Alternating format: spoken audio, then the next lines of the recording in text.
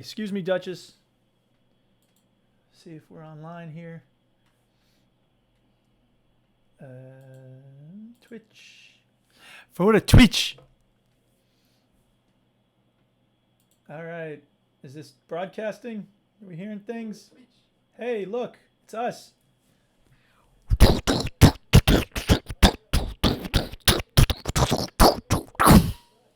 That's the Duchess beatboxing. That sounds good. Yes, she's good at beatboxing. Yeah, how about that? This is Duke here with his all-new Yeti blue thing mic. And the Duchess just insists on leaning in and beatboxing. So, yeah, I don't know what to tell you. I'm not trying to be a part of the beatbox crew all day, every day. But you know what? She's good at beatboxing. So who am I to judge? And I'm holding the mic here in my hand rather than leaning forward. I don't have one of them fancy chinny mics where I can dangle it from the ceiling or whatever. But anyway, it doesn't matter because we're having fun and it's all good. Why does it still say Snooker 19? I changed it. Stupid thing. Twitch, stream, restream, IO, bullcrap, hogwash, stuff, things. I'm opening up Skype now, people. I don't know if I need to turn my mic down or what. I guess we'll figure it out once the other members of the crew show up. But right now, it's just me hanging out, talking. I suppose I could play some music, but I could get the Duchess to come back and beatbox some more. And, yeah, I don't know. Does my voice sound better with this Yeti microphone? Oh, it's got all kinds of spit all over it. Duchess, why you got to beatbox so hard? She's just so hardcore with her beatboxing. That's right. That's what can we do? Say something from a distance, Dutch. Let's see if we hear you. From a distance, I can be on a podcast. La la la la. Oh, I'm not recording, am I? I should be recording this.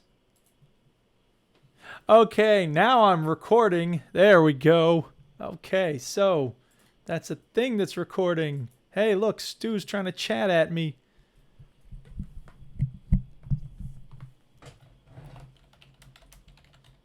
All right, I'm ready to podcast, Stu. Why not?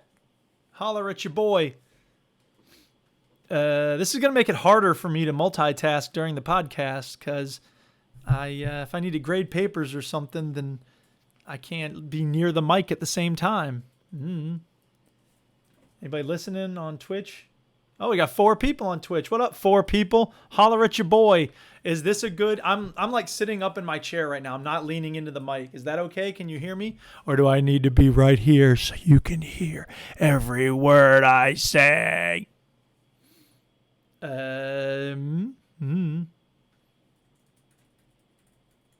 Dead air. The last thing we want is dead air. So let me tell you a story. Once upon a time, there was a lady who came over to beatbox, and then she spit up all over my new microphone.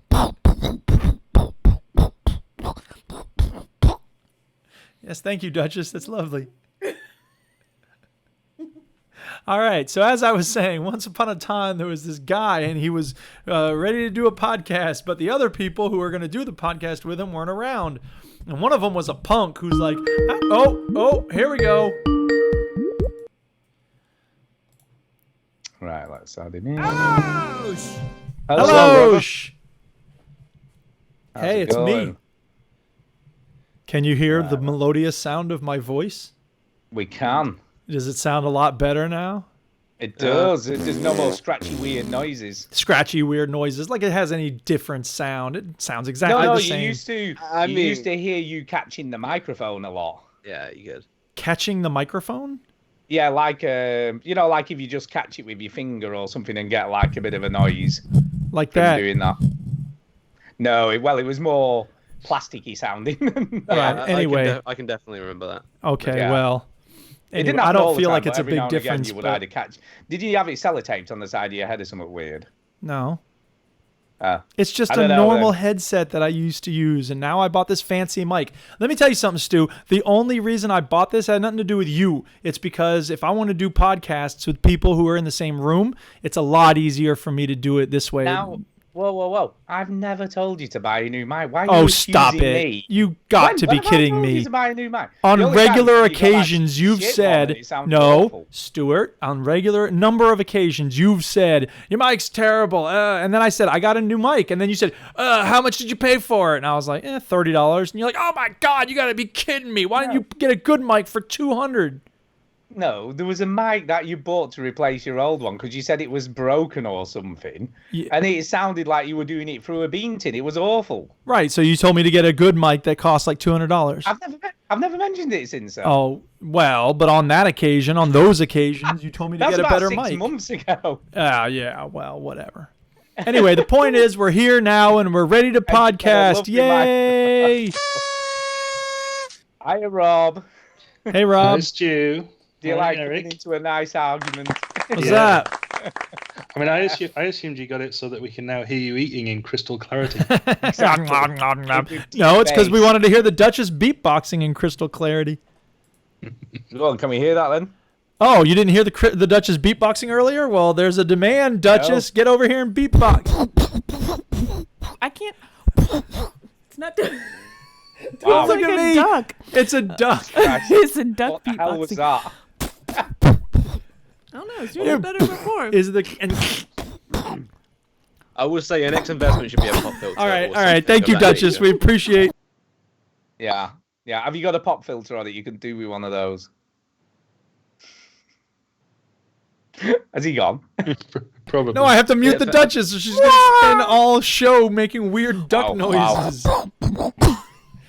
Jesus, and spitting all over the mic. Thanks. Well, it's a good job she's not got something. You'd be catching it now. Yeah. So was she always doing that throughout all of the other shows, and we just only No, she has heard not it? always been beatboxing in the back. She just, for some reason, when I got this mic, she comes over and I got a beatbox near it now. Yeah, because it looks it's drawn to that Yeti. That's the trouble when you get a Yeti. You see the big. Well, they're big. I don't know what that means about. I'm got a beatbox near it. Well, you're drawn to it, aren't you? Because it's like, ooh, I'm gonna go and make some noise over there. I guess. Yeah, I can see it. Anyway, are we Right. ready to start? I don't know. Probably. Here, wait. I don't think I even played this. Stand by for pre-show banter. There you go. Brilliant. There's I some think that's a bit banter. late. Quick, make some banter, Antonio and Rob. Banter it I up. mean, you missed me and Stu rambling about the Oculus Go for 10 minutes. So. Yeah, well, we'll come back to that in the show. Oh God, I'll why just would press we? Because we will. Ugh. You're gonna love it. Are we ready? VR, baby. VR talk. We've got 2 VR Let's people start the here now. motherfucking show, bitch. If anybody has any reason not to start, please speak now. Well, Nope. I am tempted to leave now. It's a VR show. It's not a VR show. VR, boo. VR is the best. Shut up.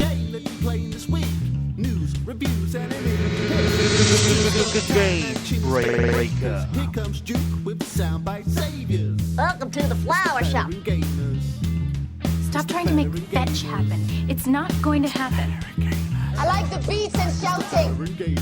Pay no attention to that man behind the curtain. Okay, like I was saying before I was rudely interrupted. It's exactly like stummies. And the twist is? It's a much bigger pill. Technically, I'm homeless. Hello and welcome to episode 488 of the Veteran Gamers Podcast. Yay, 488, and we're serving up a plate of something great. I'm Duke. And Chinny is late. Actually, he's not fucking here, and I'm Yeah. Stu. I'm half of Chinny's replacement. Yay. And what's your And I'm the name? Antonio, hello everybody. Hey. That's the way you real diva like the flaws it. Antonio is the diva version of Chinny, and who is the cool, laid-back version of Chinny? Wow. That's you, Rob. You're supposed to say your Come name on, now. Rob. That would be me, Robin. Yay, Rob. There you go. Yeah. So we got. Well, Chinny's a diva anyway, as we know, because he's like not here. And he told us with like 6 hours lead time, hey, I'm not He going to be did. around. Didn't even give us a valid reason. He was just That's like, a "I'm good not reason. gonna-" He's meeting Jeremy Efrons. Well, so he says. Yeah. Jeffrey Archer, actually. Right, he's Jeremy Archin. Jeffrey Archer is a very famous novelist. Well, so you say. I'd never heard of him before I looked him up on Google. Jeffrey Archer, fucking hell. And the was he a Tory MP? He's a peer of the realm. Yeah. Well, is he still a peer of the realm? I thought, don't you lose that when you go to prison? Oh, really? He went to prison for what? Yeah, he did. What did he go to prison for? Wasn't it perjury? Something like that. It was something to do with either tax or perjury or something. Pretty bad. And I had to Google him, which leads me to this 30 Rock clip. Here it is. My NBC News obituary, Jackie D. I look like a fool in it. Well, certainly you can't be surprised that there's a lot of negative stuff about you out there. Don't you ever Google yourself? Sure, I Google myself all the time. Like when Angie's not in the mood or I'm alone in the hotel. Tracy, you do know that Googling yourself means looking yourself up on the internet. I did not know that. That explains why Liz Lemon was so cool the other day. Liz Lemon, you mind if I Google myself in your office? Sure, Tracy. Can I use your computer? How else are you going to do it? Yeah. I see my... Anyway, now we all know the 30 Rock clip about Googling yourself. Yeah, apparently he was found guilty of perjury and perverting the course of justice in 1987 and was sent to prison for 4 years. Oh, jeez. Hey, Diesel Saint says that Morrowind is available to play on Xbox One. It's an up-resed version. Antonio, you ever play that? Rob? I have, yeah. The Xbox One, like ports of old games are amazing. Like Ninja Gaiden 2 was upgraded recently. Oh, I'm never playing that. 4K I don't know about Morrowind, though. Morrowind's like an ancient game. The mechanics are going to be all clunky as hell. Yeah, but the Xbox One ports make it look nice and shit. Well, it'll look nice, but it won't play well. It'll be like if Oblivion had some sort of neurogenetic disease that made it impossible to move right. I can't comment on that, but all I know is Ninja Gaiden 2 runs beautifully. I think it already had that, didn't it? Yeah, I did. It's actually, I've played Morrowind on because it was backwards compatible on the Xbox 360 back in the day. Okay. And it's a very atmospheric looking game. Yeah. The towns and villages are kind of cool at night, and there was this weird system of getting around on these massive 3-legged tripod beast things. Oh, that sounds great. I think I'll stick with Skyrim, thanks.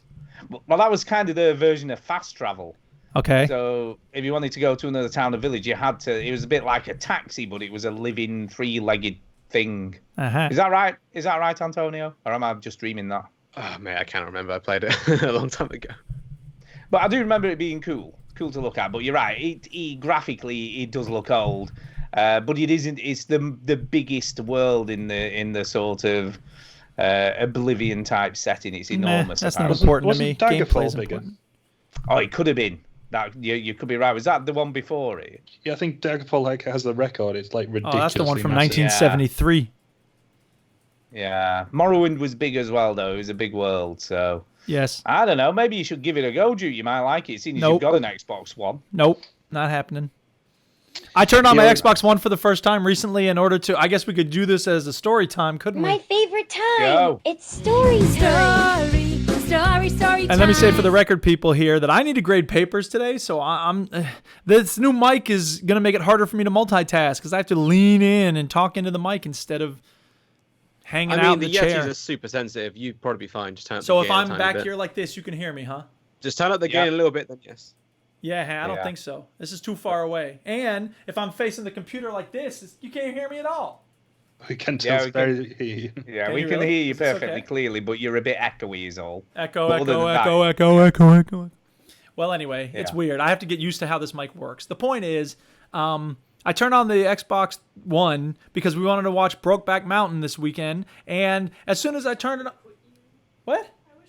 Yes, thank you for saying a random word from the line from the movie, Duchess. Anyway, as soon as I went to play the movie, it started opening up the Microsoft Store, and then it goes, wait, you need to do an update. 3.6 gigs. I was like, you got to be kidding me. Ridiculous. Ain't nobody got time for that. So then I was like, I'll play it on my computer and stream it over the Steam Link. No, I can't do that. Why? Because I had to disconnect my DVD drive in the computer in order to hook up the new solid-state hard drive. See, it's all about compromise when you put new shit in your PC. It's all about compromise when I have to watch a DVD. I had to cut bits out of mine. You had to disconnect your DVD player. You see, it's all the same. And if I had not changed it to the Xbox One, if I still had my PS3, I would have been watching the movie straight away. So I had to rent the movie on YouTube. Wow. It's ridiculous. Jesus. How much Crazy. did that cost? Like $4, whatever. It's worth the God, that convenience. movie is old. You could It is probably old. buy it for less than $4. Well, I did buy it for less than $4, I think, but whatever. The point is, we watched it. That's such a good movie. I love that film. It's really good. If anybody hasn't seen Brokeback Mountain, you need to watch it. But it's not about video games, so we're gonna move on now. Yeah, well, actually, we watched a good movie this week as well. Yeah, huh? We watched Fighting with My Family. Oh, okay. We talked about this on my movie podcast. I liked it. Wait, Antonio, what movie podcast? Oh, I'm glad you are. It's a fucking thing where film students analyze movies because they're too arrogant. Yeah, what do you think? I liked it. I thought it was pretty good. Oh, good too. It's not very realistic, apparently, when I've read the actual story of what went down. But yeah, that's why we discussed it, because I know about wrestling and my co-host doesn't. So we discussed that, and yeah, I just said yeah. The only times when it shows that wrestling kind of sucks is when it's not in WWE. But yeah, I won't get into that. Because it's based off of the actual documentary, isn't it? So yes, obviously that's out there, so you could presumably go and watch that. Yeah, and the end credits has footage from the actual documentary, which hopefully some people won't actually watch because it's a better thing than the actual film, in my opinion. But what's kind of interesting, it makes it look like she just did a training, and then the next thing she's fighting for the Diva Championship or whatever. Yeah. But when you read the real story, she actually had to fight in the NXT Championships for about a year before she got that shot at her, pretending to, come out of nowhere. So she was the NXT champion, whatever the fuck that means. It's like their developmental brand, so like they get ready basically for main TV from there. As someone who likes wrestling, I don't like discussing wrestling because it's so hard to explain. I'd rather talk. No, I get it, right? But there was a whole host of sort of matches that she had coming up to that. You know what I mean? Within WWE, but in, like you said, a lower level training level type thing. Wrestling fans don't understand how WWE works, and we follow it. So it's very hard to explain. So Fighting My Family, they could. I used to watch WWE sort of when I was about 14, which is fucking like 32 years ago, right? In that case, I'm guessing you watched WWF. Yeah, so get the initials right, Stu. Come on. They were both around at that point, I believe. There was definitely another one. There's WWF, and then there was another one around at the same time. WCW. Oh, I think it was WKL. There wasn't any of this bullshit soap opera stuff. Yes, there was. Yes, there totally was. What are you talking about? Not to the same extent, though. They just had fights and talk shit about each other. There weren't all this fucking like such and such a body's doing this with this person and this alliance has sprung up. But that's what people want, man. They want a mix of things instead of just individual fights here and there. So. They're all pretending to have like actual jobs and so as well. Like there was a Mountie in there and a Undertaker and all this stuff. There is that, but right, I watched it once recently, and I was like, when's there going to be an actual wrestling match? Yeah, that is an issue from current WWE. It's mainly talking. Bullshit, man. They used to just have matches. What is this bullshit? You just don't understand the new wrestling, Stu. You're stuck in your old ways. I could do a separate podcast, and I have, about wrestling. And it's not a great thing to follow, even as a fan. Like, there's this new brand that's actually screening on ITV quite soon called AEW. Long story short, that looks very cool because it's by wrestling fans for wrestling fans, basically. Oh. Wrestling isn't fun to discuss on a video game podcast, I feel. Well, but it gives me a chance to show everybody John Oliver's segment about wrestling, which is really good. Y'all should check that out. I didn't get to watch that because you can't watch it on YouTube in the UK. What? I had to watch it for I know. You can find ways around it. No, definitely. But if you go on the dark web, you could do it. How much do you really love John Oliver? Well, I don't know his name. Anyway, video games. Let's talk about some video games. About a whole other thing, because the dark web itself is an interesting thing. No, we're not talking about the dark web here. Because I made a joke. Stu wants to go on some tirade about the dark web. I'm opposed to trading human beings on the dark web. I listened to a documentary on the dark web, right? I didn't realize that it was invented by the American government. That's what the internet was done. The internet was invented by the American government. But the reason that they can't police the dark web is because the Secret Service and MI5 and all these secret organizations use it to communicate with each other without anybody tracking them. So they can't close it down because even though there's all this bad shit going on it, because they would then expose their operatives to the world, sort of thing. So it's fucking crazy. It's almost as though encryption is a good thing, that we ought to have some way to use it in our day-to-day life without having to feel like we're horrible criminals. But anyway, that's a different matter. We're not talking about that. Does anybody else have a story? Rob, you got any stories for us? I'm sort of dizzy from all of the various tangents we've gone on at the moment. Who cares? That's a no. Hey, Anybody do you want else? to discuss WCW in the late 80s? It's a very interesting story. What you been playing? Nope, it's not happening. What you been playing?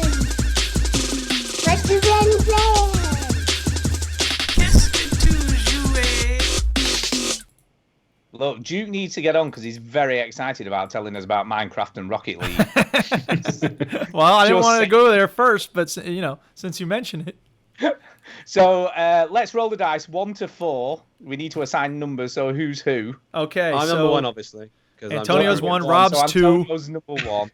Antonio's 1, Rob is 2, Duke is 3, Stu is 4. 5 and 6 are roll Okay. again. Yeah. That's 6, roll again. That's 4, that's Stu. Oh, crap. That's me. Okay. I have gone both feet first this week back into Yakuza 6. Oh, no spoilers. snap. Because I'm playing Yeah. chronologically, so no spoilers. Yeah, whatever. Because Hey, fuck you. it's over a year old. Shut up.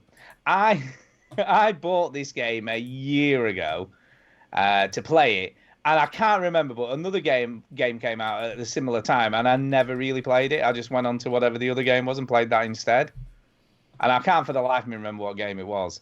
But I've finally got back into Yakuza 6, and I'm on chapter 4, I think. So I've played quite a bit of it this week. I've sort of caught up a little bit, and it's not too bad, actually. I do remember a lot of the core story and everything, so I'm not like, I can't remember what the hell's going on, because I haven't played a massive amount. Okay, so I'll bite. In the first, what's the basic setup of the story? Go ahead. So the basic setup of this story is, and this is potentially spoilers, I guess. I don't know. I was thinking maybe 1 or 2 sentences. Well, there is a basic setup where Kiryu has been in prison for I think it's either 2 or 3 years. Okay. And he has one of his I think she's like his adopted daughter. I can't remember. There's so many fucking different Yeah, characters. she's his adopted daughter. Yeah, adopted daughter. Comes to see him a few times, then doesn't come again. Oh, wait, that's right. Rob's played these too. Antonio, have you played these? Yes, and I'm playing crap, I'm chronologically, so this is useless here. ruining the It's fucking 3 on show. 1. It's only the setup. It's only the setup. Ugh. So Yeah, anyway, you she comes. spoiled 2 big things for me. I didn't know insert name here. Thanks a lot, Stu. Jesus. Whatever. Welcome to the Veteran Gamers, where Stu says it's not actually a spoiler, and then he totally gives spoilers. I've only said his adopted daughter comes to see him in prison. Stu? Obviously, guess who that is. Yeah. So anyway, she comes to see him in prison. He comes out of prison. She's gone missing. Is basically the story. And then Okay, some thank other you. stuff happens. All right, so what have you noticed about the gameplay? Gameplay is massively improved, although it feels really confusing leveling up.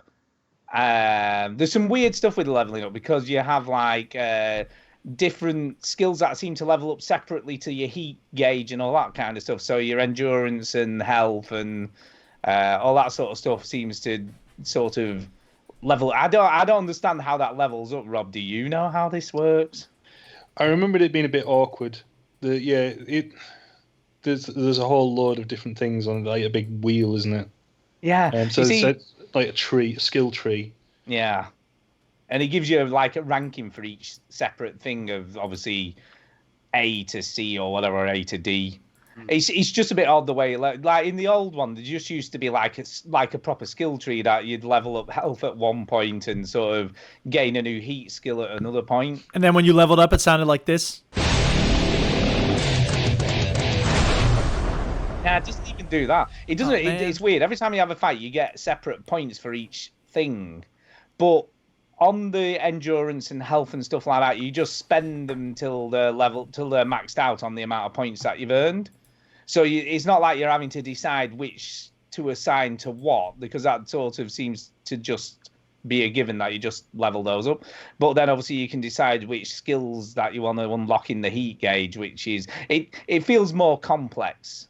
Yeah, it's sort of unnecessarily complicated, I think. Yeah. I don't totally understand it totally at the moment. Totally. I've said totally about 4 times there.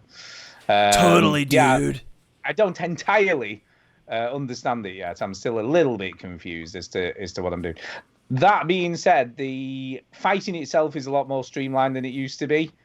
And what's kind of cool is in the past, when you got into an encounter, there used to be a loading screen before it started. And now you just sort of go straight into the fight, kick the shit out of them, and then come out of the fight. I mean, it's much more open with that. Even like going into buildings and stuff, it's all seamless now. Yeah, like if you go into a shop or something, you just go in the shop, whereas before, again, it was a loading screen. The engine is vastly improved. The only problem with that, like some of the old GTAs as well, when they've spent some time and improved the engine, it means that they've got less time to spend on other things. So some of the other staples from the series aren't in there, and it feels really weird. Yeah, I had that when I'm playing through chronological order, so I played 0 and the 1 and 2 remakes, and each game runs on a different fucking engine. So each time you play a new game, you have to learn the minor intricacies of it. So I think Kiwami 2 runs on the same engine as 6, so I know what you're on about for the most part. Does it? I assumed Kiwami 2 was running on the same engine as 0. No, they've been changed. I can double check this for you because So obviously does it, everyone cares. there's an easy way to know. Is there like a little loading screen between when you get a fight? You know, with the street thugs and stuff. Kiwami 2, if my memory goes straight into a fight. Oh, maybe it does then. I can double check though to be safe, but Double check. You better double check. We don't want to get this wrong. Yeah, I don't want to give duff information. But yeah, the story's pretty cool. I have just done one probably of the most irritating missions I've ever done in a Yakuza game. Oh, is that looking for the Crimson Nern route? No, you're basically looking after a baby, and you have to go and find formula for it, like, late at night. What are you talking about? That sounds awesome. Every fucking Yakuza game has something like that. We have to go and feed something. I remember feeding a dog in, like, Kiwami. Yeah. The baby is fucking cute, though. The baby's cute, right? But you have to do this weird mini game to like every time you can like speak to someone to try and find where you can get milk from. You have to then complete this mini game where it starts crying. You have to soothe it by either rubbing its head, shaking it up and down, swinging it from side to side, or doing oops-a-daisy. It's shaking. It's always whenever you need to make a baby quiet, shake it as hard as you can. As hard as you shaken baby syndrome. But you accomplish this by using the motion controls on the controller, which, if I'm being honest, are a bit shit.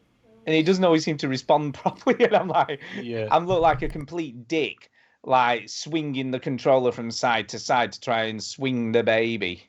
Yes, I seem to remember it not always being particularly obvious what you had to do as well. You have to wait till he prompts you. Yeah, if I remember right, you only really have to do that like through this one sequence. It never comes up again. No, I have just checked. It is Kiwami 2 was on the Yakuza 6 engine. Yeah, I just read it the exact same thing as well. And 0 and Kiwami were not. All right, that's cool. Yeah. That'd be interesting to see how much stuff they leave out of that. Because you can tell because from Kiwami 1 to Kiwami 2, the swapping fighting styles disappears. And I was like, I kind of like swapping styles. Yeah, there isn't any of that in Yakuza 6 either. Yeah, I wasn't a big fan. Well, in the original ones, I seem to remember he never had swapping fighting styles. That was added in 0, I think. Yeah, that's one of my favorite things about it, to swap from style to style and get a good combo going. I kind of quite like not having that, to be honest. Okay, that's fair enough. Having the different characters was probably more preferable for me. No, that's a fair point. That's a fair point. There's a lot of cutscenes in Yakuza 6. Between sort of stuff. The story's really good. I mean, it's got some proper like big name Japanese actors in there as well, like Takeshi Kitano. Yeah, I saw him on a poster. I was like, oh shit, this game got big. Yeah, and the lad from Battle Royale's in there as well. Oh, cool. You can tell that the voice acting is really, really on point. No, yeah. Well, it pretty much always is, isn't it? Really? Yeah, I've never played a Yakuza game where, don't get me wrong, I don't really speak Japanese. But Stu, you're being too modest. We know you're fluent. I know. Say something in Japanese, Stu. Go ahead. Yeah, whatever. Konnichiwa. Japan! Yeah, I don't speak Japanese, but you can tell, with the emotion and everything that they put into the acting, that it is spot on. It's very, very good. Can I ask you guys, I'm assuming you're going to play Judge then? Yeah, I'll probably play Judgment because it's a spin-off, so yeah. I've been slowing down a bit, but after 6, actually, because of the things that they took out of it, I was slightly disappointed with it. In general, I think that's certainly if you're just playing it for the story, it's fantastic. But yeah, a lot of the other things, I mean, just like little things like those old UFO grabber machines that they've always had. They're just not claw. Yeah, and I mean, it seems like a minor thing, but it's just one of those things that's always been in there, and with it not being in there, it feels weird. I found them all really cute because I didn't realize it was Sega because I literally bought the game because someone recommended it to me. I was like, oh, it's II, holy shit! And then realized it was a Sega property. I was like, oh, okay. Yeah. That makes sense. It's actually like Sega branded arcades, isn't it? Yeah. That's kind of a shame because I do love getting the collectibles and stuff. I mean, I think they've still got some arcades, but you're playing at all arcades. But those went in there, and then there's little things like I think you can play darts, but you can't play pool, which you used to be able to. And then there's I won't give it away because there's sort of a spoiler really, but there's certain other sections as well that you were usually in the games. That, you see, what I've noticed is there don't seem to be quite as many weird side missions as before. Like I say, it does feel much more sort of story focused. Yeah, streamlined. I mean, maybe that's because it's the end of Kiryu's storyline, so let's put effort into that. Maybe. I don't know. Maybe, but they do also seem to have added the weird side missions to the main story missions, like this weird baby thing I had to do, and I'm just like, that is just weird. The that sounds weirdest thing. awesome. Tell me more about the baby game. Yeah, the baby, but the baby, right? Robbie's not wrong. That baby is, and it's very realistic. Gotta say, it cries when you expect it to. You know, if you're trying to feed it, it's pushing the bottle away like a real baby would do. You know, it doesn't want it. It's well done. The animation, I've got to say, is great in this game. You know, everything looks good. You know, the animation, the graphic. I mean, graphically, it looks great. The Tokyo, Kamurocho at night looks amazing. I do love the color palette all the time. Oh yeah, all the neon lights, everything that's going on, all the noise. Random stuff you just hear people say, you know what I mean? It's just, there's always someone talking on a phone or doing something. And it's kind of weird, because it's a while since I played Yakuza 5. And it's remembering, because obviously I've played Kiwami and Zero, were the last two games I played. You forget about the fact that now they've got smartphones, which obviously never used to have. Did you finish Yakuza 5? I don't think I did, because that's still my favorite one.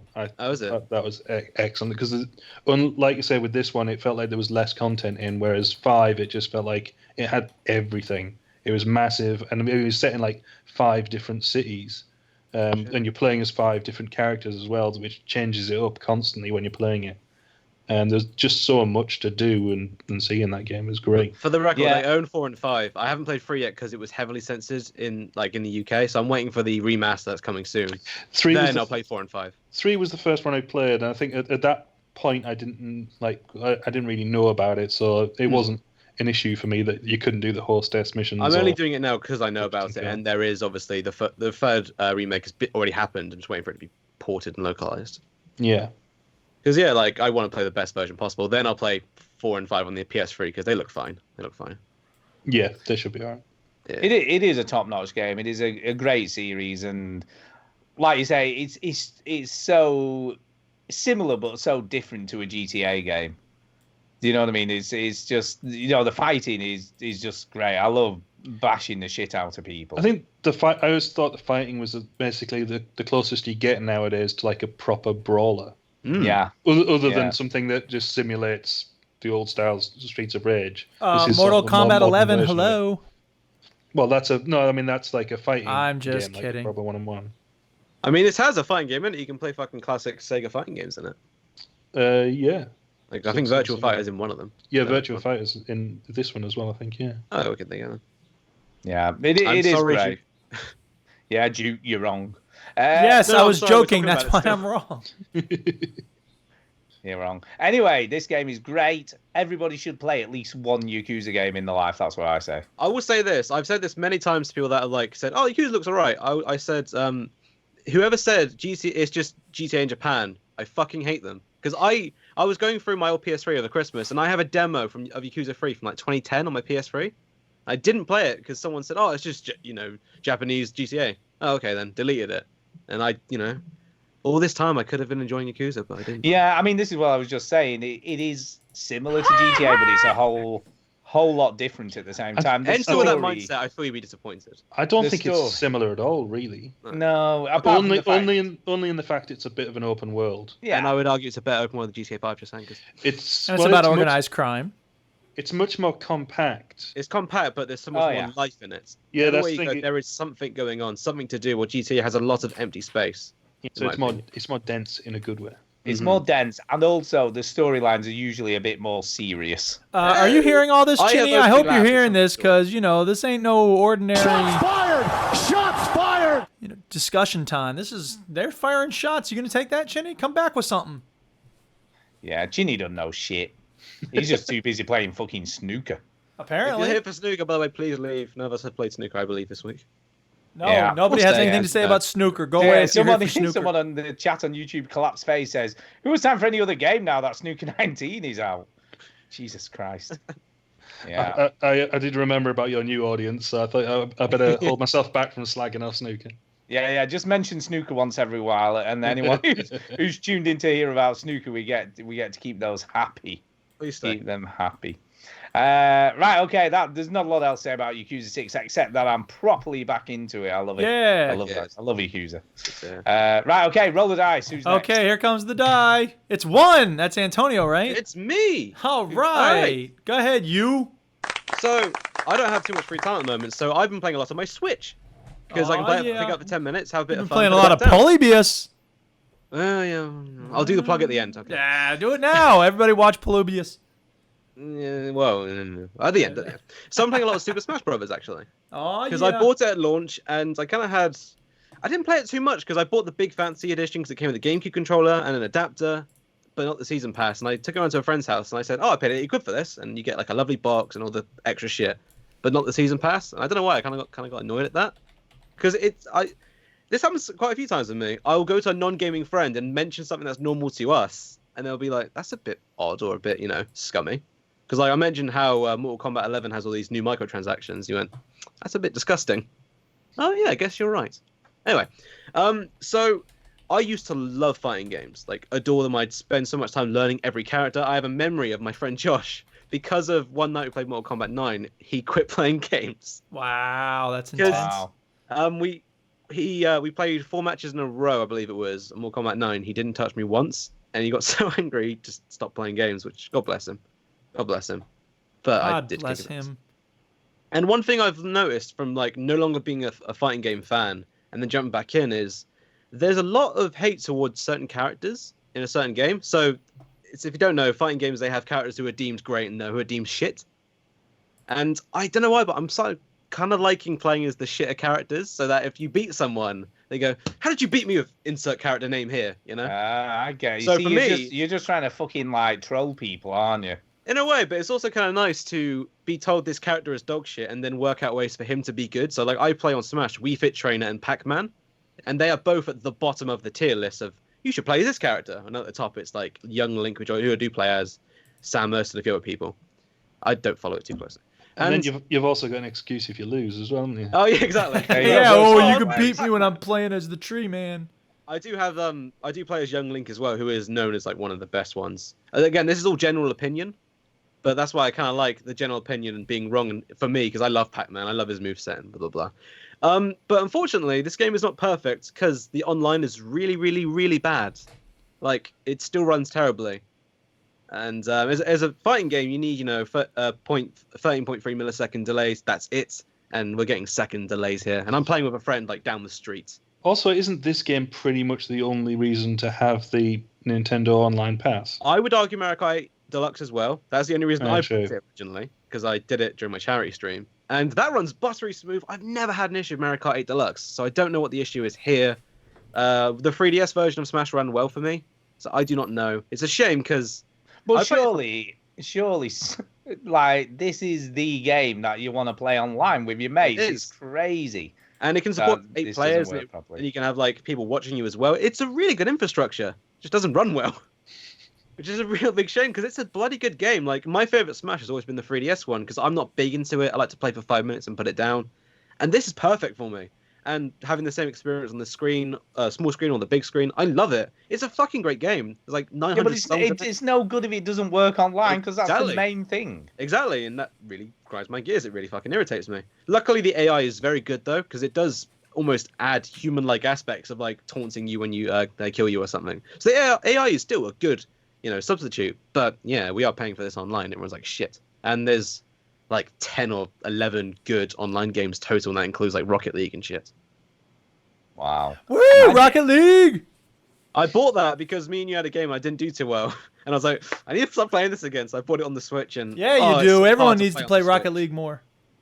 Yeah, exactly. I do not like Rocket League on the Switch. I mean, let's be honest. Nintendo and online have never really been that great, have they? They've never kind of moved with the times. It almost feels like they're still back in the past somewhere, just sort of dipping the toes into the water, where online play is concerned. I've got a Switch. I've got a Switch. I've never bought the online pass. I can get it free, I think, with Twitch Prime. Yeah, that's pretty cool. But I've not bothered because I just think, what am I going to play on it? Yeah, that is definitely fair. Playing online with Nintendo just seems weird. Yeah, and it doesn't run very well. Like I said, Mario Kart is the anomaly in my case, and it does run buttery smooth. But it's one game. Yeah, it's not. I think I'm always sort of confused because they do so many other things really well. They design these cool new consoles that people want to buy, and they sell a fucking shitload of them. And yet, the fundamental stuff that needs to work, they're not very good at. Well, why should they spend their time making that better when they're working on all these cool new platforms? I know, but I'll give you another example of this. Navigating the story is okay. Just try and find a demo, though. Like, try and find the games with a demo. You have to go online and look which games have a free demo. If you click search, and then if you go into the search bar, there's an option that says software with a demo. Yeah, but then that's like, it's still not the easiest way to find, is it? There should be just a demo section. Yeah, no, definitely. And it doesn't Steam tell has you a demo when section. it came out. It's just stupid. Well, there's a lot of weird gaming stores. I mean, it certainly seems odd that I think if you're actually on the console, you can add items to a wish list or a watch list, but you can't do that on the actual store online. Huh. It's just I don't really understand why. At launch, it didn't remember your credit card or debit card, so baby steps. Tetris 99 runs well as well on the Nintendo Online thing, but it's Tetris. How can you fuck that up? Yeah. Well, there's always. Ubisoft didn't they? Yeah. Just thought that. Yeah. Sorry, I'm too blinded by Tetris Effect. That game is so good that I'm a bit blinded. Yeah, that is a great game, isn't it? It is. Anyway, that is Smash Brothers. Smash Brothers. Right, roll the dice, Duke. Okay, I'm gonna roll the die here. You ready? Here we go. Rolling the die. All right, it's 2. It's Rob. How about that? Doing well. Go. I've also been playing Nintendo stuff. Oh my God. I was getting a bit sick of various different these kind of massive open world games with all of the all the live service stuff. I mean, I imagine I'll go back to it. There's another game I've been playing this week that is live service, but I don't know. I was getting a bit sort of losing my gaming mojo. I think you guys have been talking about recently. And I thought I just want to play a game, like a solid game, and so I started Super Mario Odyssey. Oh my God! All right, okay. I played a little bit of this, It's pretty much perfect for what I needed, really. It's just a solid game in the kind of style that only really Nintendo do. Yeah. I mean, like I was saying, what I found amazing about that game, even in the first sort of level or so, there's so much depth to each level. There's so much shit secret stuff you can find everywhere. Well, yeah, it's packed in pretty tightly, and probably a lot of that is so that they don't have to make the levels as big. It's just the level of polish. Yeah. That only really Nintendo do. Certainly for a kind of what is effectively a mascot platformer. I mean, most of the people aren't even making them, but certainly not to this high quality. I mean, it's kind of staggering, and it just puts a smile on your face. It's all nice and colourful and cheerful, and yeah, it's just great. It is, but then I keep, like we were saying earlier, Nintendo do so many things really well, and right, like this game is an example of that. The console itself is another example of that. But then they do, like you say, so many baffling things as well, with their online stuff, the store. The thing is, I almost don't mind that because, like I said before, I almost don't think of Nintendo as being like a kind of modern thing. It's like, I don't necessarily need them to be doing great online stuff or stores like online stores, because I don't really think of them as an online entity. They're there for these kind of games. But they just make me smile. I guess, but then if they're selling this console on the proviso, it's that it supplies all of these different things, then they should all work properly. Oh yeah, I mean certainly. I'm very well aware it's probably just me who thinks of Nintendo in that way. But I know, like, for a lot of people, we're always arguing, saying like they almost wanted Nintendo to fail so that they were forced to start releasing their games on other platforms. And personally, I mean, in a lot of ways that would benefit me, because then I could play it on like different consoles and things like that. I wouldn't have to buy a Nintendo, but I'd feel kind of disappointed if that happened. I feel like Nintendo games should be on Nintendo consoles. And it would seem weird playing them outside of that. It gives you something special for them. And they do feel special as well. Playing this, it does genuinely feel special. Yeah, and let's be honest, as we know, sort of PlayStation exclusive games look and play amazing on the PlayStation 4. Whereas, I've not even played that, and I'm not that bothered about it. But it's hard to imagine them trying to develop, and get the power out of a different type of console. And I guess they would learn and sort of do it, but there's something about developing for your own platform, isn't it? And understanding the architecture and how to get the most out of it. Well, I think a lot of it's to do with passion and like pride. Like the fact that like Shigeru Miyamoto is still like quite high up in Nintendo, and there's clearly like in similar way to like but the reputation that Pixar used to have, where they wouldn't release a game unless they were a film unless they were really happy with it. Like I think was it Toy Story 2, they completely got rid of everything that they'd done and started from scratch because they weren't happy with it. It feels like they've got the same kind of thing. They've got pride and passion with the games that they're making, and so it definitely feels that way. I will say Mario Odyssey had many new people at the helm. Miyamoto had very little to do with it, which is part of the reason why I think it was so different to me, because the past few Mario games I really didn't like 3D World I did not like at all. Well, no, I mean this feels like it's like a proper sequel to Mario 64. Mm. I mean, a lot of the controls are very similar, with the exception of like obviously the throwing the hat mechanic. It's pretty much all of the controls are very similar. I think I might have actually preferred Galaxy. Interesting. I'm not sure. They're obviously different styles of games, although relatively close. But I do sort of prefer these kind of 3D Marios to the sort of old school 2D ones.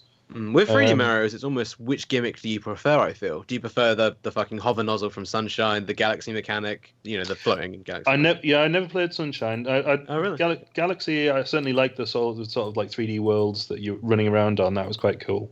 Mm-hmm. I never had an N64, so the only bits of Mario 64 I played was like on other people's machines. So I didn't like get heavily into that. But yeah, I mean, this obviously Mario Odyssey does have a bit of the kind of 2D bits as well. There's quite a few areas, and they do that very nicely. Yeah. So yeah, it's just solid fun, really. I think. This was the reason I got a Switch.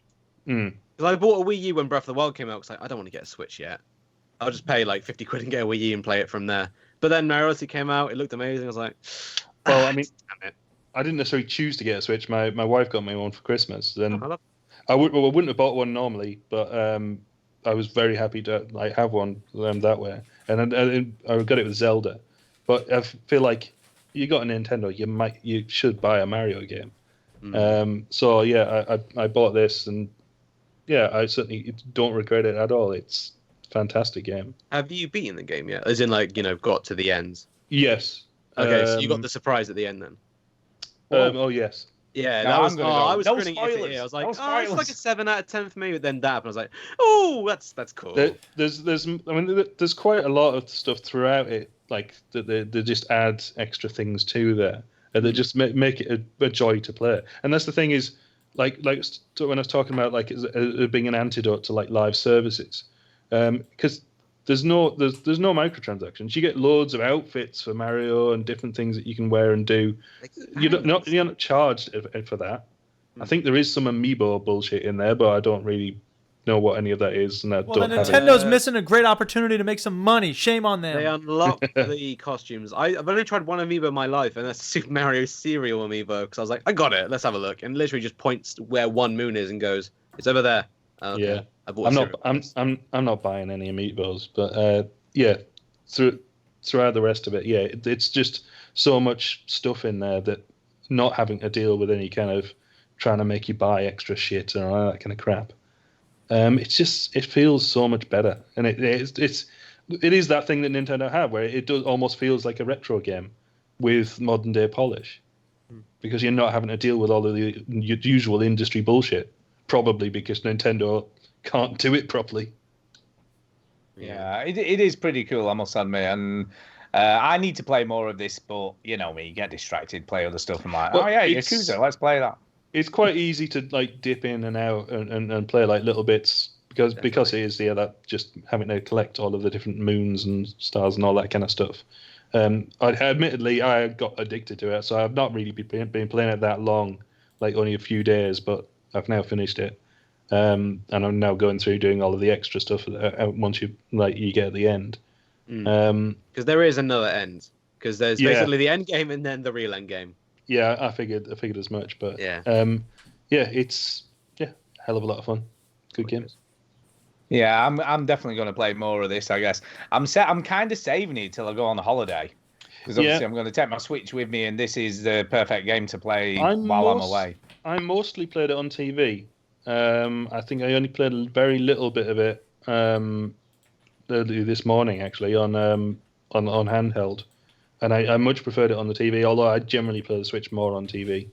You are somewhat limited on handheld, so you can't do the capping movements as easily. Because I've played it in all modes, and it's best in TV or, Joy-Cons in your hand separate. That is another issue, because it recommends you to use the two Joy-Cons separately in each hand. Yeah. And I started doing that, and I really didn't like it, and so I started using the Pro Controller. And I prefer that. You can still do most of the moves, because it does have some moves where you got to shake the controller and all that crap, which I would have preferred it if they didn't have that. But yeah, you can still pretty much do it. The only things that I think are a bit more awkward. Actually, no, not thinking about it. I think you can do pretty much everything with the Pro Controller. No, yeah, you definitely can, because like you said, it has the gyrometers and shit in it. It's just when it's the Joy-Cons on the handheld console, it's the only time you can't limit it. I played it on a plane, so I was traveling when I was playing it, and that's fucking horrendous. You didn't accidentally smack the person sat next to you in the face with it? No, but I had to keep moving, so that's why I played it in that mode. The person next to me was very ill, so she had to keep going to the toilet, so I couldn't play properly. Yeah, inconsiderate. That was me flying to Florida, I remember, actually. That was a horrible flight. Yeah, Florida, go Gators. Yeah, I think this is Antonio being a diva. How fucking dare you disturb my video game by being ill? That's the way you real diva like the flaws it. Exactly. Yeah. Right, let's roll the dice again. Shaky, shaky, baby. We don't need to roll the dice. It's time for me.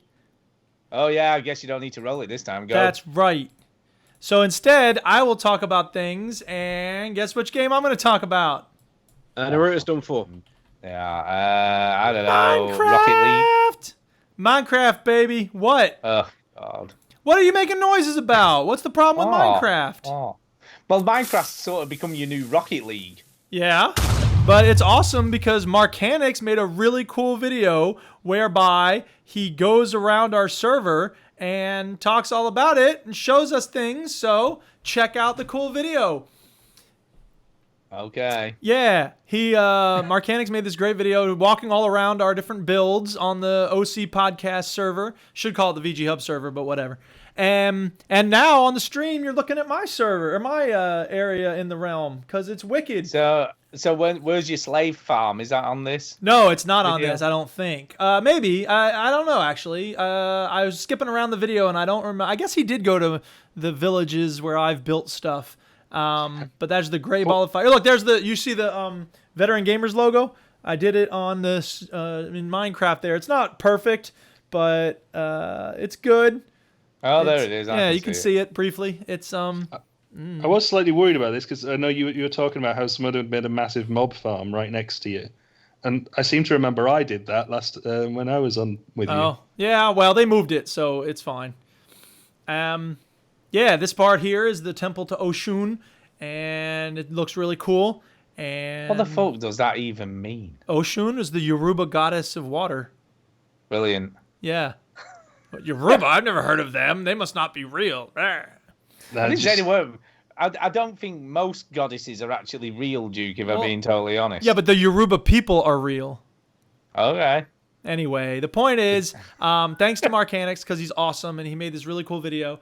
And yeah, so meanwhile, here's the latest excitement from the server, on my end at least. I had found a village with all the villagers, and then they ran away. And I told you about how I trapped them on the peninsula, right? Yeah, how you enslaved the villagers. Right. So then I started thinking about, like, how could I get some of them back to the actual village itself? And I was like, oh, man. Did you put them in manacles? Well, you can't do that. That's not an option. But what you can do is you can make, like, a corridor and then, like, let them walk along the corridor. But you'd have to, like, close it off in all directions. Wow, this does sound like some weird shit slavery going on right here. Like, first you trap them all, and then you're sort of almost herding them like cattle to where you want them to be. So I started doing that, and then I'm like, all right, there's got to be an easier way to do this. And I look online, and it's like, how do you transport villagers? And someone was like, make a rail line from the one place to the other, and then you can put them in your rail cart and take them that way. And I was like, damn, I'm not doing all that. That's ridiculous. What a lot of work. That sounds like a lot of work. But then someone else was like, you can put them in a boat. And I was like, now you're talking. I'll put them in a boat. So I put them in a boat. And the tricky thing about putting villagers in a boat is that you can't go up a block. So if the ground is uneven, then you have to deal with it. How do you deal with it? You deal with it. Anybody know how you deal with this? I've no clue. I know you don't, Stu, but maybe Rob does. Rob, do you know how to deal with moving villagers up a block in a boat? Uneven ground? I think back when I was playing it, you couldn't do that. You can. Well, boats were also the flimsiest fucking things. Yeah, they've actually made boats a lot stronger now. But anyway, you do it with a piston, you see. So you dig out the ground, you put a piston in there, you put a lever next to it, and you get on the piston, you flip the lever, and it pushes you up. Whoosh, and then you go over. And it's a very long process to get those two villagers back to the village. But I did it, and then I put down a whole bunch of beds everywhere and lit the whole place up, and I closed off I put a big fence around the whole village so that people can't go wandering off and zombies can't come wandering in. And now I got like 700 villagers in there. So, whoa. Whoa. Fucking hell. Let me get this straight. So you transported 2. Yes. But they've all procreated, and now you've got 700. That's fucking right. hell, they were knocking mad boots. Time. Yeah. Is that because you banned all the tellies? I see what you did there. I'm just finding this like unbelievably hard to understand the reason why you're doing it. Well, here's the reason why, if you want to know. They've made a big change to villagers now. It used to just be trading and that was it. And when you got a villager, I guess maybe they had like some random thing you could get. Oh, by the way, the scaffolding is a really good thing to have in the game. Because there's just someone on the screen, I guess it was Marcanix was using the scaffolding on Blue's build. But anyway, here's the thing. Yeah, I don't know how it determined when you bred a new villager. I don't know how it figured out like what they would offer to trade, but it was kind of luck of the draw. Now, villagers have professions based on what like crafting table you have for them. So here in, I think that's Chopper Kelly's build, we're about to see all the different tables he has, which include Fletcher Station, Cartography Table, the Stone Cutter Table, etc., etc. And so now that I have all these different villagers, as soon as I put down a craft, like a fletching table, suddenly one of the villagers will turn into a Fletcher, and he can make bows and arrows for you. And it's like, yes! And all he wants is sticks. So I'm giving him sticks and sticks and sticks, and he's giving me emeralds. I'm like, oh yeah, I got all the emeralds now, baby. So I got this cool, thriving village with all these different people making me stuff that's actually useful. I'm like, sweet.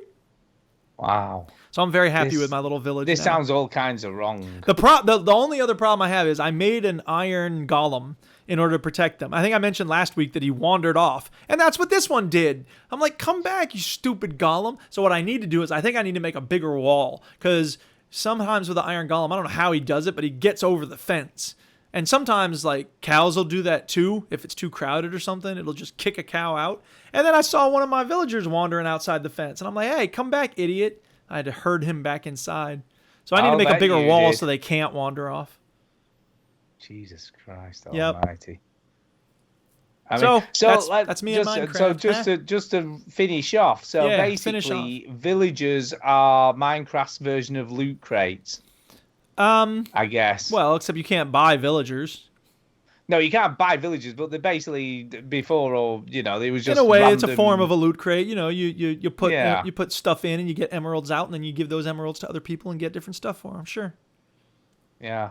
Well, it's just a way of automating some of the things that you. Well, other people do that in terms of automating. I don't really mess with automating, but whatever. It's an interesting thing to do with the game because it's not just building now; it's also like managing them, and that's kind of neat. Yeah, Gareth Brained has got it right. He says it's just plain slavery.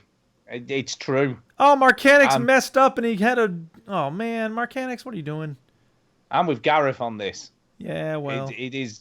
Yeah, I mean, and for someone like you, Duke, I am disappointed. But it's first of all, it's not even slavery. Look, I put them in the village where they were born. Are you paying them for the labor? Are you paying that guy to make you arrows? Yes, I give him sticks and he gives me arrows. And what does he do with the sticks? He makes you arrows. Yeah, but he also makes them for other people. The trader comes along every once in a while with his llama, and he's like, "Hey, I'll bet he let's does. trade." There's the trader's llama there on the screen.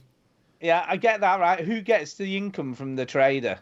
The trader gets emeralds, and the other dude gets emeralds. That's the currency, is emeralds. And then what does he do with his emeralds that he gets? He uses them to buy sticks that he can then turn into arrows. Do you not understand how basic capitalism works, Stu?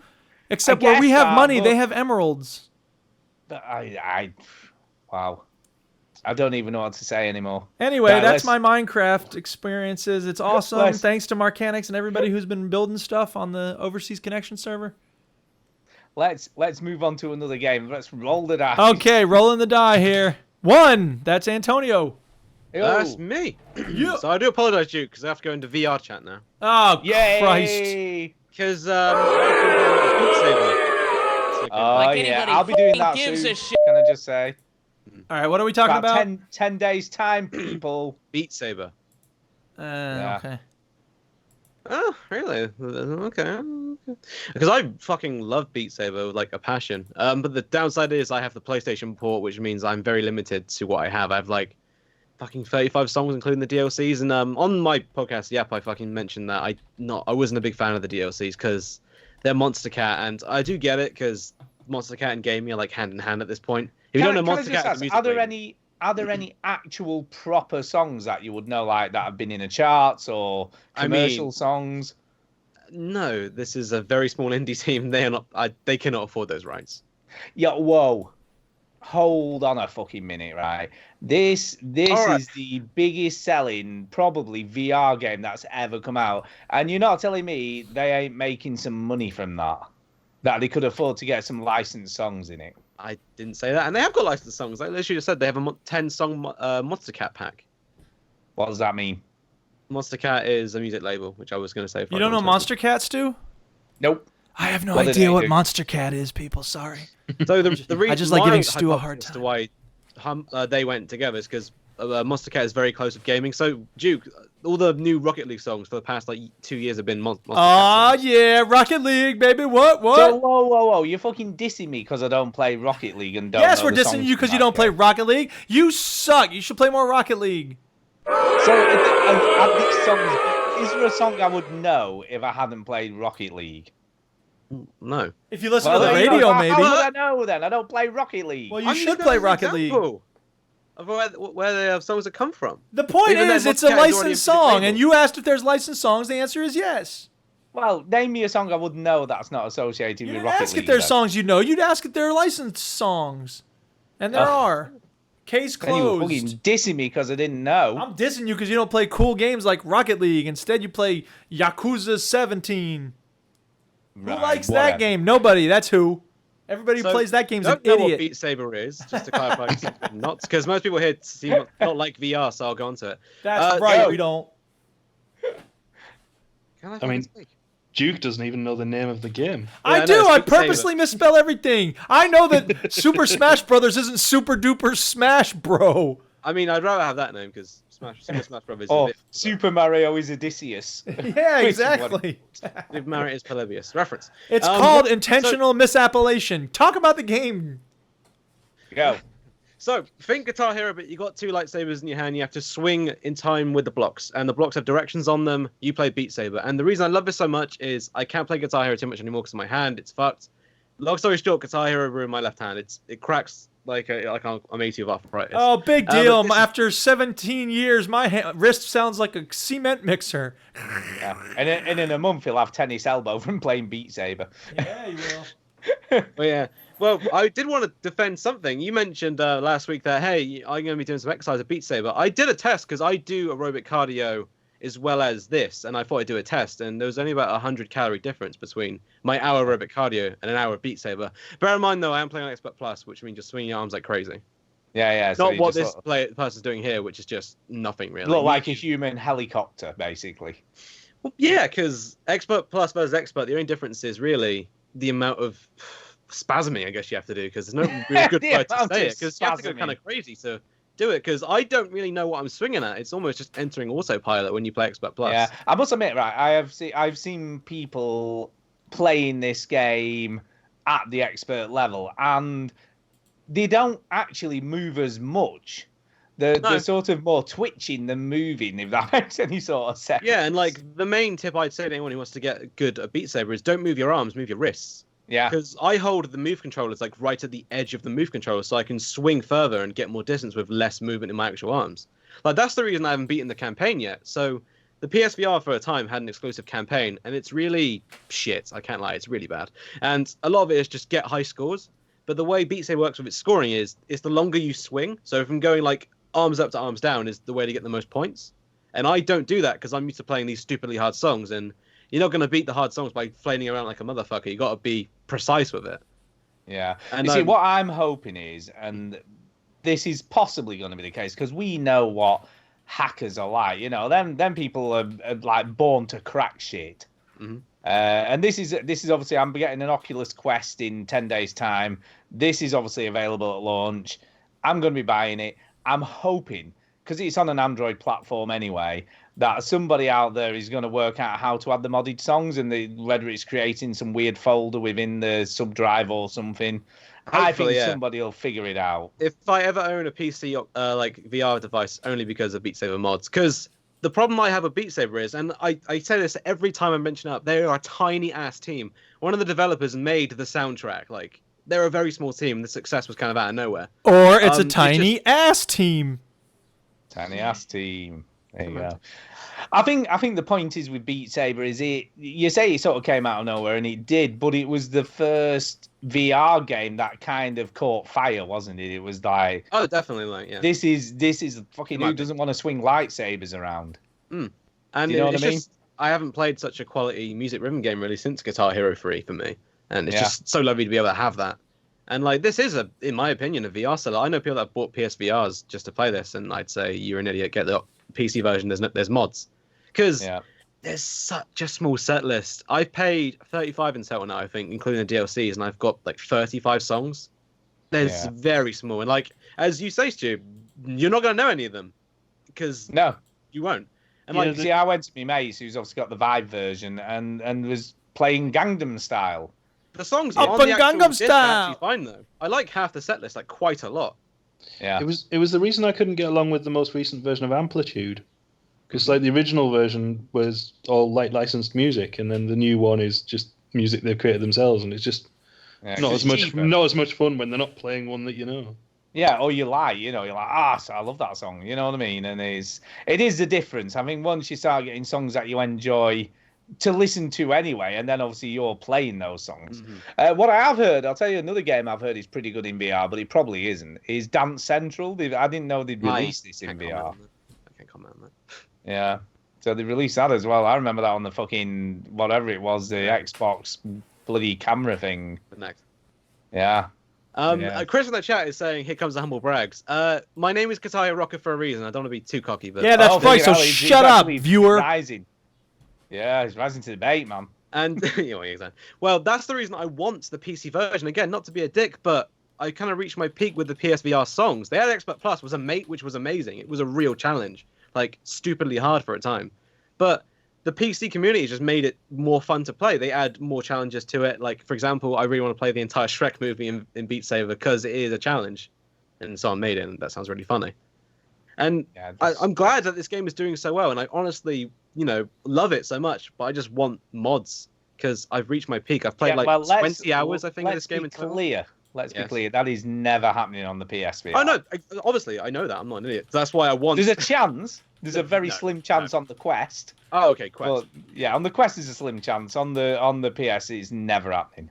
So it only happened if I see an Oculus Rift, like the original model for £100 or something. I sell my PSVR once I'm done with it and be like, okay, I want to play it. Because Beat Saber is great, and it is a great exercise, but you got to, do more than just hard or below because you're not moving your arms much at all. So if you don't mind my dumb question, what are those walls? Like, there's walls near the things? Yeah, that's to add challenges. So there are two obstacles that normally will get in your way. Red walls, so if you put your head in it, you'll start to lose health, and also bombs. Literally, if your lightsabers touch the bombs, you're going to lose some life. So what you've got to understand, Duke, is because you have 6 degrees of movement, you have to step sideways and duck. Yeah, so we'll be doing squats, ducks, and all that stuff. Yeah. So you squat in and you're stepping from side to side. And so you can't play this sitting down, huh? No, I've tried. And screw it. I'm never playing this. Yeah, you've got to stand up and exercise, man. Screw that shit. It's not a great form of exercise, but it is definitely a form of exercise. But again, you have to be playing stupidly hard or stupidly fast, which I've done both of. Because obviously the main exercise is moving your arms a lot, and if you're doing what this guy's doing on stream, like medium or hard, you're not going to move your arms much at all. Can I ask you a silly question? I mean, I'm playing a fucking game. You have to ask it in a silly voice, so yes. Yeah, I do. Antonio, if you're playing this game on hard or expert, is there a no-fail mode that you can enable? Yeah. Because that's the problem I have. If you start playing on the hard modes, you fucking fail in about 3 seconds. Yeah, I mean, there's a lot of things that still needs to be added to this. For example, there's no practice mode yet, which was extremely irritating to try and learn hard songs. Because you fucking it's like, you failed. Yeah, and that's one thing I have noticed. This is not a very friendly game to get someone new into playing these kind of games because you will fail really fast and fuck up. Yeah, there isn't one if you're sort of playing on hard or whatever. You can't just enable no fail then. So yeah, no fail we can turn on for any song. Right, okay, even on any difficulty. Yeah, there's a bunch of modifiers because that's the only reason I'm still playing this is the modifiers. So they've updated it so you can play songs at 200 speed now, and you can tell how much I played the original songs because that's the only way I'm getting fun out of this anymore is playing them on stupidly hard song speeds. And this isn't humble bragging. It's just I do love this game so much. It's not a brag if it's the truth, people. Just deal with it. I like the fact that your justification for it not being a brag was that you started bragging about being good at Guitar Hero long ago. Oh, I was taking the bait in the comments and I'm sorry. I was number one in the world at one point for one song. Shut up. Yeah, so shove it. Please, I have no validation in my shut it. Anyway, validation for something. All these people in the crowd need to suck it. But this is needless to the say, best instructions of VR, in my opinion. I am very excited to play this in a couple of weeks. Along with Robo Recall, looks pretty cool. Yeah, yeah. So there is some really cool games that are coming out to the Quest. So, but yeah, super hot. I would say this much. The other one. Without mods, this game isn't as good as it could be. And again, it's just because they're a very small team, and the rights for songs. Yeah, I'm just clinging on to the fact, hopefully, that somebody will figure out how to install your own songs on it.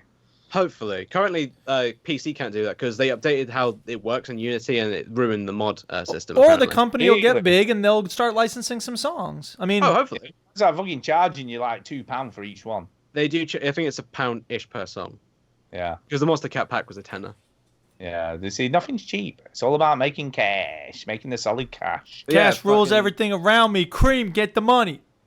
This is my modding Guitar Hero. I absolutely love it. And I mean, I still play Clone Hero, which is like the free PC version of Guitar Hero from time to time, but I can't because of my hand. So this is the perfect alternative. And if I know I can't go out today for whatever reason, I fucking love playing this as my form of exercise for the day. But again, only if you're doing it like stupidly hard or stupidly fast, because then you're not really moving much at all. I will bear that in mind.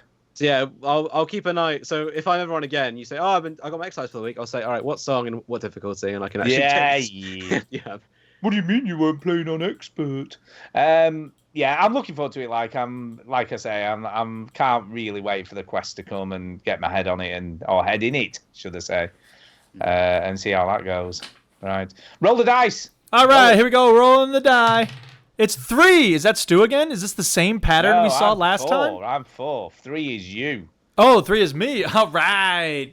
What else did I play this week? I guess Rocket League. There's not much to say about it, but God. I will say, Antonio, I don't know if you realize this, the season is ending in like 22 hours, something like that. Shit. If you don't have your platinum ranking, then you may want to. I have a platinum rank, but I don't have the reward. I have like bronze or something. Oh, well, if you want to try to get silver or gold before the next 24 hours, this is your last chance. So can you just correct me if I'm wrong here, Jude? Yeah. But when I made the joke at the beginning of the show, you couldn't wait to get to talk about Rocket League and Minecraft. That is literally it. Yeah, it is. Wow. Can I go back to bragging about Beat Saber again?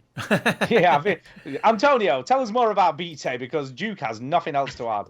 Yeah, I didn't play any more Spaz. I didn't play any more Neon Beats. I really haven't played any Division or Battlefield 1. It's been kind of a hectic week, to be honest. Yeah, nothing. I reinstalled Rust, but it had some big problem when I tried to run it, so... I played a little more Skyrim. I've been doing the Stormcloak Civil War quest, which I haven't really done. I only did that once, so that feels good.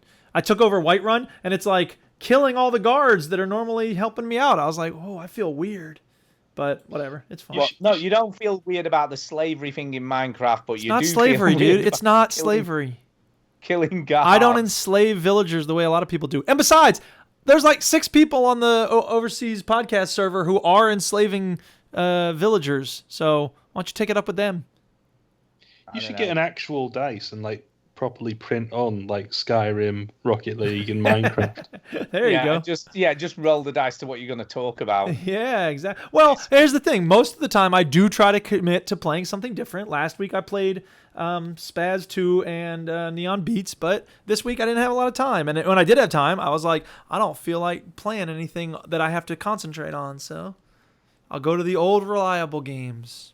The old reliable games. Reliable. Right, well, I guess in that case you need to roll the dice again. Yeah, roll the dice again. And it's 5, which means roll again. 1, that's Antonio.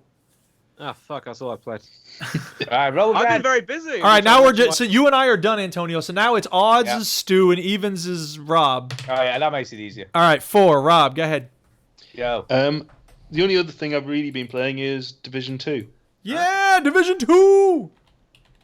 And I'm more or less done with that now. No spoilers. I'm only where am I? I'm in the third compound, upper left corner of the map. You know what I'm talking about? It's very hard to give spoilers, really. Yeah, such a deep, interesting story, though. What are you talking about?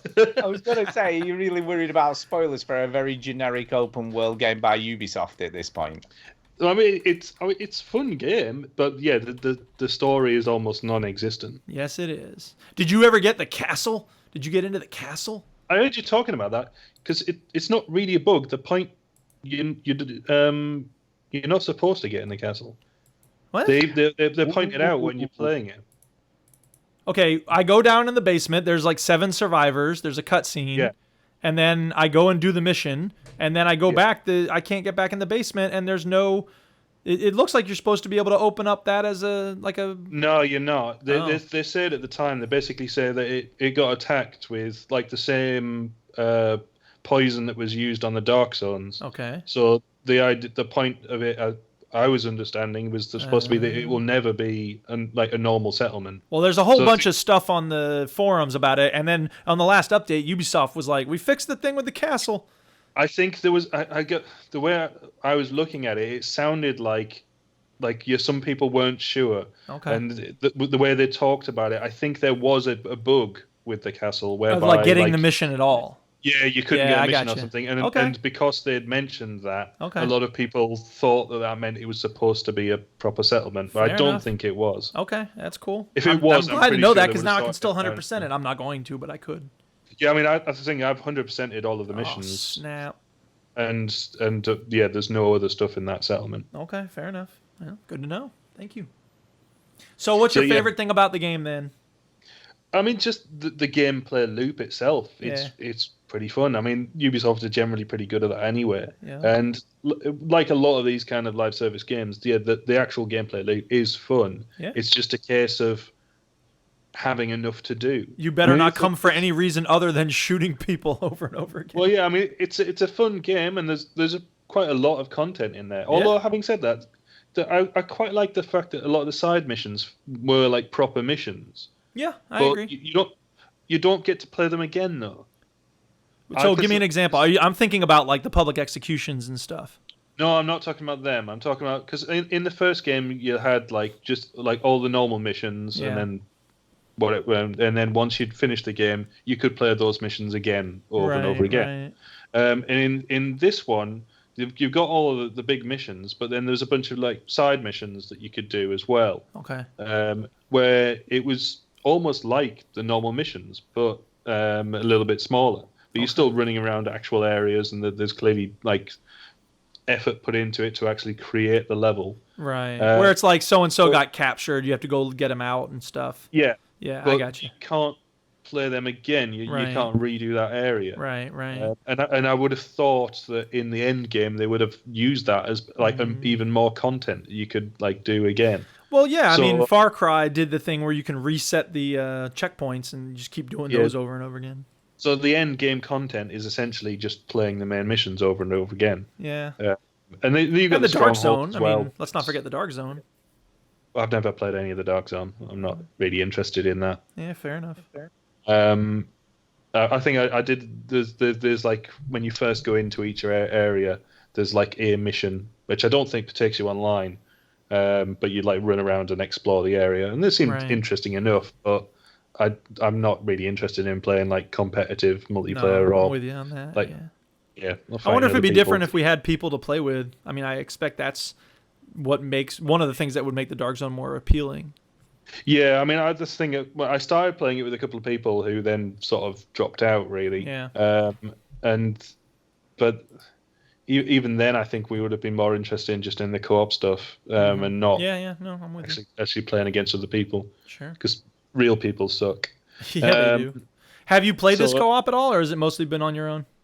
I played it a fair amount co-op. A lot of the main missions I was playing on my own until I got towards the end, and then I started like at the harder levels, right? Especially doing the strongholds. Yeah. I started joining on with other people, and I think I probably should have done that all the way through. Well, yeah, because it's quite well done actually, being able to like link up with other people. Yeah, sure. And it is just more fun playing through it with other people on your team. Right. And I feel like. One of the reasons I don't in games like this is to do co-op is because I'm like, they're going to want to jump ahead and I'll miss a cutscene. And the more I play it, the more I'm like, who gives a fuck about the cutscenes? This story is so paper thin. Well, there is no cutscenes. And the thing is, what you generally do, or what everyone else seems to do, and what I do, is you play through a mission, or when you start a mission, you'll play it through, you'll join up with other people. Right. And then as soon as you finish the mission, you quit out. Okay. Playing with everyone else. Yeah. So all of the sort of the story stuff you're doing separately. Yeah, sure. So I only joined on with other people for a mission. And the story's always like in your earpiece anyway, so it's like, what's the story? Yeah. So the Jackal is the biggest villain in this area. You got to take him down. And then the next story is the Coyote is the biggest villain in this area. You got to take him down. I mean, I didn't really listen to it when I was playing it without other people, never mind with other people. So, yeah. Here's the big question, though. Which 2 devices are you using, or do you use the most? I mostly probably use the secret grenade. Yeah, that's a very handy one. Just because then you can chuck it and it'll go off and do its thing and blow people up. Yep. And then I was using some variation of the chem launcher. Oh man, I can't deal with chem launchers. Again, it feels like I'm violating my morals. It's like I don't want to use chemical weapons, but I should because it's probably helpful. Well, the main thing for it was the version that actually shoots through cover. Oh, I didn't realize. So when enemies are behind cover, you can fire that. Nice. More recently, actually, I was only using it to get for the extra commendations, but like the one that's going to set people on fire as well. Take that, people on fire. But mostly, I'd say, yeah, I'm not overly bothered with a lot of those side things. I felt like they were more useful in the first game. Yeah, that may be true. I really like the drone with the healing power. Like, that's really saved my bacon. Because especially if you're out of health packs or armor packs, I guess it is now. Like, screw that. I can just hang out for a while and then wait for it to recharge, and then I got the drone. I leveled up the how many health packs you could have quite early on. Yeah. So generally, I just do that. Yeah. I think I tried the chem launcher with the health thing in it. Oh, but I didn't realize that. You don't get that much health from it. So, and nowadays, especially when you're playing with other people, it's not as much of an issue. They'll generally pick you up if you die, and there's not usually too much of a penalty for dying either. I must say, I really do like the... Yeah, that's true. There isn't much of one. I really like the sort of kamikaze dudes who come running from the sides. Like, you have to... I think in this game, you have to watch your flank a lot more than you did in the other one.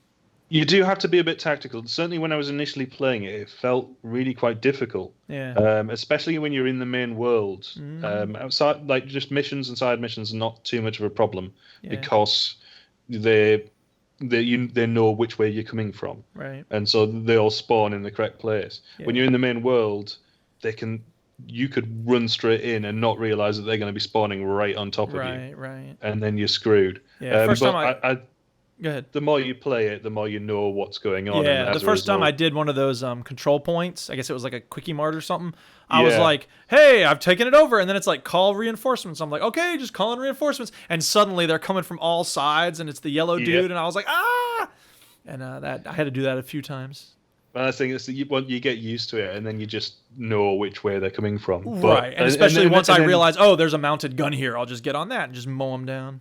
Yeah, and then learning to hang back with in certain missions as well. Yeah. So you do kind of have.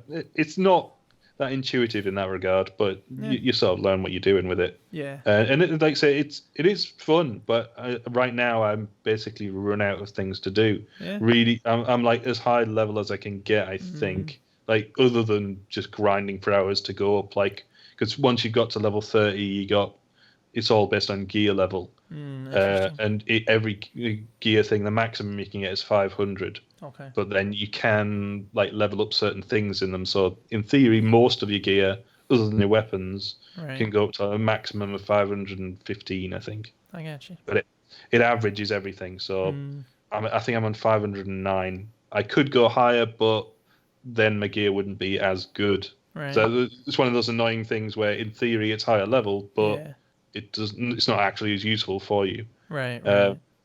I'm not going to be getting any higher level other than doing an absolute shit ton of grinding, and I'm not interested in that. Yeah. So I was getting a lot of the exotic weapons and things like that. Right. And the only one I've got left to do, I need to wait for the weekly stronghold things in order to get access to a certain mission in order to get a certain piece. I haven't even really touched those. Wow, this sounds like the most tedious thing I've ever heard. Well, that's how I feel when you're talking about VR, so shut it. But there's just but there's a good reason why people like VR. There's no reason why people like this game. 642 just to get this piece of shit. Well, it's basically the conclusion of the game. It's not a conclusion of the game. It's just grinding. Hey, he likes to grind. You don't like to grind. That's the end of it. You like VR. I don't like VR. You didn't hear me complaining the whole time, did you? It's the fun of the game is playing the game. Grinding is more or less. Well, it's not necessarily grinding, but it's loot. It's all about the loot.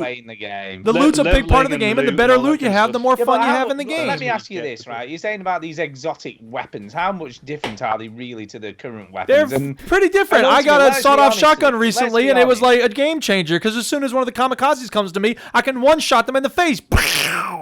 That's true, right? But you're only getting these exotic weapons just to beat harder enemies, so it's all relative. It's only like when you've got the shit weapons and the not so hard enemies at the beginning of the game. It's just. But then you can go into a lower level area and just mow people down. To be honest, I'm not really using the exotic weapons. I'm getting them to basically because that's what there is left to do. You're collecting them. You're a collector. Because I want to play the game. I am the collector. I want to play the game, but because there's basically not much story there, you just play what's there, and so that's more or less all that's left for me to do now is to get that kind of gear. And once I've done that, then there is literally nothing. Let me ask you a question, right, Rob? I'm going to ask you a very serious question now. Do you actually do this because you find it fun, or do you do it just because you feel like you need to? Are you actually going? Do you sit there with a smile on your face when you're grinding away? And I don't mean that in a sexual sense. It's not. It's the thing. It's not necessarily grinding. I wouldn't play a game just over and over again. You have mentioned earlier that to get to the end game, you've just got to replay missions you've already done. Is that not true? No, well, not in the same way. It introduces different things, and then they change them in different ways, and then obviously playing. But you still not answered the question. You're diverting. Do you sit there with a smile on your face because you're having fun? Like I said, I play it because I'm enjoying the game. I'm basically I enjoy the game, and I'm looking for excuses to carry on playing it. And at the moment, that is getting exotic weapons. I mean, whereas I would probably just, in many games I have just started over and started playing the game all over again. This game lets you not have to do that. I can't do that. I'm not really interested in playing things twice. So, for instance, obviously Duke loves Skyrim. I love Skyrim. I played everything in that game. I did literally everything I could. But for me, my definition of what was finishing it was pretty much getting all of the platinum levels, or getting all of the levels on the PlayStation, which is what I played it on, all the trophies, and once so I did that, and then played more or less everything else that was there, and then that's it. I was done with the game. So yeah, I if I'm enjoying a game, I play everything that's there, and then I'm finished. Yeah, I find that hard to relate to, because to me that just sounds boring. It just sounds a bit boring because. Well, welcome to adult life, where some people have different pastimes than you do. I'm not dissing you for it, so I don't want you to take it the wrong way. But it just sounds like tedium for the sake of tedium. It's like, and I get it because it sort of relates to people's addiction urges and sort of wanting to, collect and getting all those trophies. See, trophies I see as totally pointless. No, I generally don't. I generally don't care about trophies. But it was that was an excuse to carry on playing the game, like with Skyrim. I don't do it with most things. But I mean, for instance, Yakuza, do you avoid all fights? If I can. To be honest with you, when I see those little orange arrows on the mini map, I just take a wide berth. To be honest. See, I took part in most of them because I enjoyed the fight mechanic. Yeah, and I do like that, but I also think that you can do it too often. I kind of like the proper fights better. I think. I like a mix, basically. I'd certainly play games for story, but I also play games for mechanics. So I've played things like Destiny and Division because I enjoyed the mechanics of it. There's certain other games where I didn't, so I just didn't bother. And then there's other games where I'll play through every single bit of the story if I'm enjoying it. So it's I can get enjoyment out of the story or mechanics. And in the case of this, I enjoy the mechanics of it, so I was playing as much of it as I could. And now I'm pretty much done with it. Yeah. No, look, like I say, it's horses for courses, and I do appreciate that, different people are attracted to different things in video games. But it's just that the things you're attracted to, Rob, are wrong and evil. In a lot of ways, I'm playing this in exactly the same way I'm playing Super Mario Odyssey. There's not much of a story in that. You're pretty much playing the same mission over and over again. That is true, but in Super Mario, because of the hat thing and all the other, the difference in levels aesthetically and all that sort of stuff, the sort of Mario does lots of different mechanics. So there's always something being introduced that's new. Whereas something like Division 2, you're kind of really doing the same thing over and over and over. You might be in a slightly different environment or a different building or underground or overground or whatever. But in essence, you're continually doing the same thing. Whereas in Mario, lots of things change. Not much. It doesn't, but it does. The environments you get at different levels. It's not a very meaningful distinction. We should just move on. Let people like what they like. Yeah, just like what you like. I don't care. Okay. Okay, let me roll the die here. Hey, it's Stu. How about that? It's me. I'm only going to talk about one other game, which is a VR game, you'll be pleased to know. Hey, VR, why would you enjoy this? It's not fun. And it's an escape the room game, a little bit like Decay, but in VR. Classic. Now, there you go. Does it have a lot of That's jump kind what scares? this is. Yes, there are definitely jump scares in dude. it. It's called Dark Days, and it's a narrative game, so that's kind of cool. So there is a story. It's a very generic, your sister's gone missing story, and you're going to where she was last known whereabouts to see if you can find out what happened to her, sort of thing. So it's a very sort of generic thing, but it's kind of cool. You know what I mean? It's sort of. There's no free movement. It is like there's an arrow. You can click on the arrow and move to that thing. Then you've got to solve. This very similar to a lot of these types of games. So there's a save, but you need the combination. So you've got to find the 2 bits of paper somewhere in the room with the combination on and stuff. What's the game called? It's called Dark Days. I have put a link in the show notes. Yeah, I don't look at that shit. So it's a bit easier for you to find the video of it. But yeah, it's impressive. I kind of like it. I mean, it's in Unreal 4, so the graphics aren't amazing, but they're perfectly serviceable. But the twist, there is a twist with this game. Ooh, what a twist! The twist.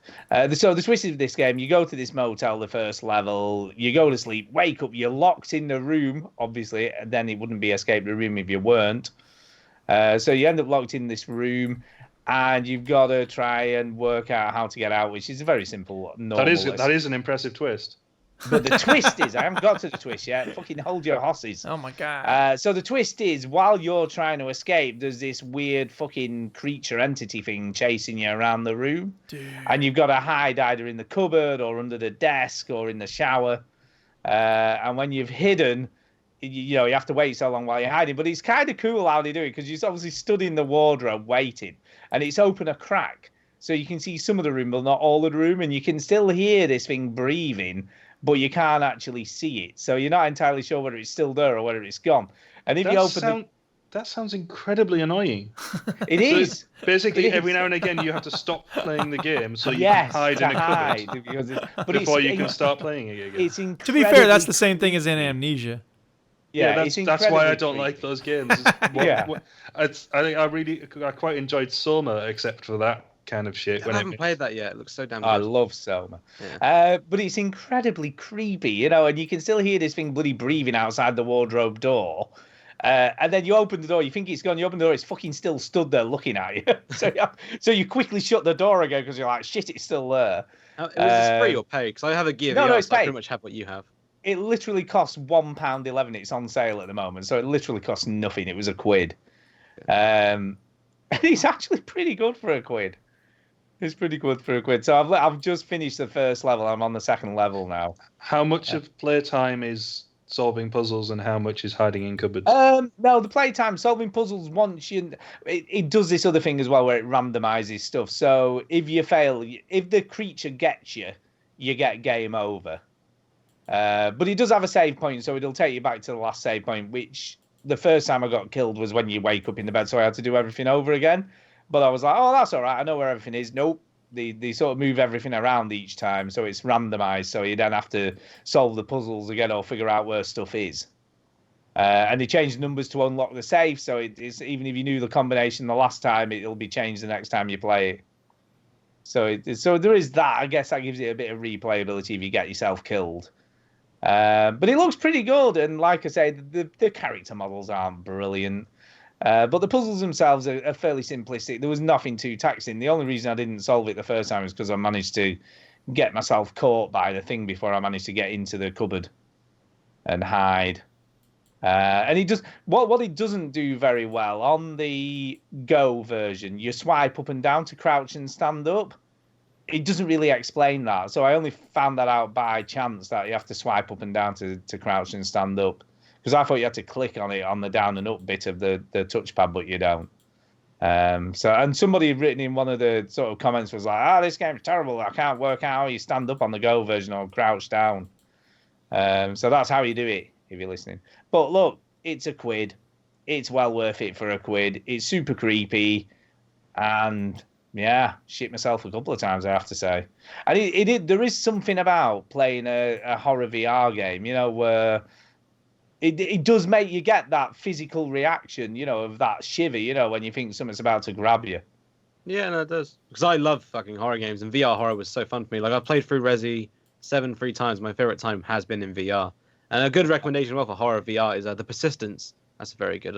Think Dead Space, but VR. That's The Persistence. That's a very good game. But it does.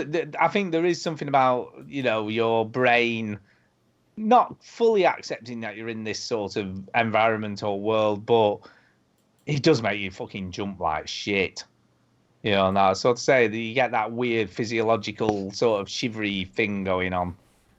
Yeah, but I mean, jump scares I don't respect as horror. So like, I played jump scary games where I'm like, this isn't a good horror game. I prefer atmospheric and I mean that's why I like Persistence, because there's jump scares, but it's mainly in the sound design that's creepy, calling for a tunnel and hearing the thing below you.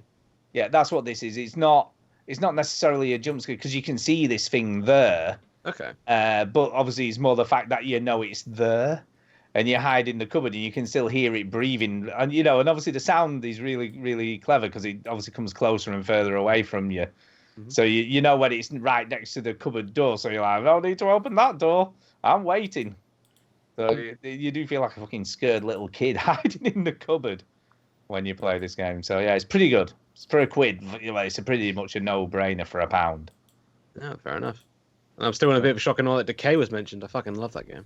I got ported to Xbox One quite recently, actually. Yeah, it's not as complex as Decay. It isn't on that level of puzzle, but it has got a similar atmosphere. That's really good. I did love Decay. I think I'm supposed to be doing a real world sort of escape the room thing. Yeah, this is the thing now. All my students are constantly talking about, like, I went to an escape room and it took 2 hours. I'm like, fuck that. It's one down the street for me. I don't really personally. I mean, maybe it would be fun. I don't know. I didn't like Minecraft the first time I played it. We've been told that there's 3 levels: easy, medium, and hard, and we had to pick which ones we wanted to do, and then you've got an hour in there, and you can put in with all because it's through work, and I think I put medium as my first choice. I think I probably would actually prefer hard. It's just I figured that I didn't really want to be on a team full of all of the arseholes who would pick hard. Yeah, pretty much. Funny. I get what you mean. Yeah. And the escape rooms are kind of niche, and they appeal to very niche things. Like in Japan, especially, it's a big thing. I know there's one company that licenses a game every couple of months and does it. So my friend when he was in Japan, went to the Metal Gear Solid escape room, and he had a great time with that. And if they ever fell down at any point, someone in the other room started going, "Snake, snake, snake." Well, very slight tangent. The actors were trained in the Metal Gear Solid AI, so if you were in a box right in front of them, they had to pretend like they didn't see you, and it's obviously nice. there. And then if they saw Here's a cardboard box. There's a good video about it on. Or they pissed themselves. Well, just look it up. It's very funny, and they literally trained in the PS1 AI. So yeah, look it up. It's quite funny. If you're totally recommend Dark Days. Do a real escape room like Robbie if you want to try it out in real life. Yeah, it's pretty good. Give it a go. And there's scantily clad women for you there. Look, what more could you ask for in VR? If they wanted to Metal Gear Solid in real life, shouldn't they all be wearing one of those kind of dog collar cone things? Yeah, there you go. Yeah, and then you shit your pants. Right. I think that's it. Are we all done for stuff we've been playing then, I'm guessing? I think that's it. That's it. Let's talk some news. I've got some big news. Oh, yeah. Oh, yeah, I have. Right, I've got some big news for people who love Snooker 19. Snooker 19. Now, this is kind of old news, but because Chinny hasn't been here, it hasn't really been highlighted by us, and people might be interested. So on the 2nd of May, they released an update, patch 1.03, which basically fixes all the stuff that Chinny wasn't happy with. So here's the main headlines from this. Online match timers have increased now. So if you play an online versus match, it's a 90-minute per game and then a shot timer of 60 seconds. So that's if you're playing online, and just a standard friendly match with some randomer. If you're playing in an online tournament, the match time is only 40 minutes per game and a 40-second timer per shot. And if you're playing in friend matches, which is what Chinny mainly does, the match time is unlimited and shot timer is unlimited. So you can take as long as you like to play a game and take your shots. So there you go. That's the main improvements. AI is more aggressive and realistic. AI safety shots have been improved. Player poses have been improved. Player hand poses have been improved. And ball hitting the pocket audio changed to match the strength of your shot. Oh my god. Who doesn't want that? So yeah, it sounds like they've fixed a lot of the stuff that people weren't happy with at all. You know, a lot of the stuff that people were going, well, we can't comment on it because our resident snooker expert isn't here. Now, if you want to find out a bit more on our snooker resident expert, if you go to the YouTube channel, he has actually done a video on this update and tells you what he thinks about it, basically. So Chinny has actually done there's been an update. This is what it does. This is what you're going to like about it. So, yeah, go and watch him. He's way better at telling you stuff about this than I would be, because I haven't played this game. So there you go. And that's it for news. There ain't no other fucking news. That's the news. Yeah, there is one other news story that I talked about. Really? Antonio talked about this too, or you favorited the tweet at least. There was a news article recently about people who make horror games. I guess they were working on Mortal Kombat 11. Yeah, this. And they ended up with like post-traumatic stress disorder because they had to stare at like decapitations over and over again and like model spines being ripped out of people's bodies and stuff. And like, I mean, you know, look, I'm not going to be down on the idea of, you know, violent video games. But yeah, but well, can I just check? Is this real life ones or just the video game version? What? Well, is this real life dead people or just video game dead people? What I'm saying is the people who are designing the video games had to watch footage of actual people being killed. That's what I was saying. Real people, not just the video game version of it. Well, considering how realistic it is, I don't know if I see the difference. They watched real stuff in order to Yeah. So real people having the spines pulled out. I don't know where you'd find or just looking at spines, looking at a spine in an anatomical drawing and then modeling it and then seeing the animation of the spine coming out over and over again. Mm-hmm. All I'm saying is this isn't real life people they've been watching films of being. Well, maybe not of that particular bit, but of beheadings and dead bodies. Yes, they're looking at actual dead bodies. Wow. So my point is that again, like, and I'm not saying that these games shouldn't exist or anything like that. I'm not one of those people, but I'm saying though, like, that's something that we ought to be conscious of as people who love this industry of video games. Like, I don't want the developers of these games getting post-traumatic stress disorder. There's got to be some way for them to have more control over their working life so that they don't end up in this dire situation. I've got to say, it seems like, you know, I'm not obviously demeaning what you're saying. That's a great setup. That's like, I'm not trying to be racist. I'm not racist, but yeah. No, but what I'm saying is and I mean this in a more like what the fuck way, is like every week there's another story about something negative associated with development of games, isn't there? I really don't know why anyone wants to work in games. No, yeah, I don't. I mean, it fucking sucks. I mean, it Neverware, or Neversoft, sorry, who were doing this. I mean, they were previously in the news for like forcing people to do 100-hour weeks. Yeah, right. For the last 3 like big games that they've made. Yeah. Not just this most recent one. And it's like, why would you want to do that? And then so they're doing that under threat of being fired, and then when they're finished, likelihood is they're probably going to get fired anyway. And they've got post-traumatic stress disorder. Yeah, it's just like, and the vast majority of them aren't getting paid particularly well either. So it's like, I just don't understand why anyone does. You don't hear this in the film industry, do you? Really? Antonio, what would you know about it? I've been studying for 3 years. I can say a lot. Well, that's one thing. It's weird. Yeah, I've learned more about the game industry, that's self-inflicted for your studies. You're not being forced to do what you're doing, are you? That's not the point. If you're getting paid for it, it's not like you're being forced to do it. You're getting paid. But the point is the working conditions ought to be better. I don't know. I don't think it's the same thing, really. You're not being forced to work 100 hours a week for a pittance. Well, why don't you let him talk about what he wants to say? Go ahead, Antonio. What were you going to say?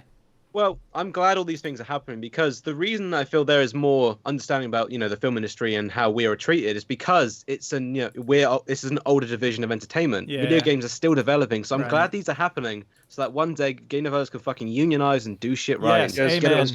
I was going to say, isn't the film industry mostly unionized as well? Yeah, Yes. because that's the thing. The rule of thumb for many companies is if you're not in this kind of union. So I'm an editor, and no one really treats me well because I'm not in a certain editor's union. So as soon as I actually join one, then I might be getting more work and such. What does it So take to get hopefully- into one?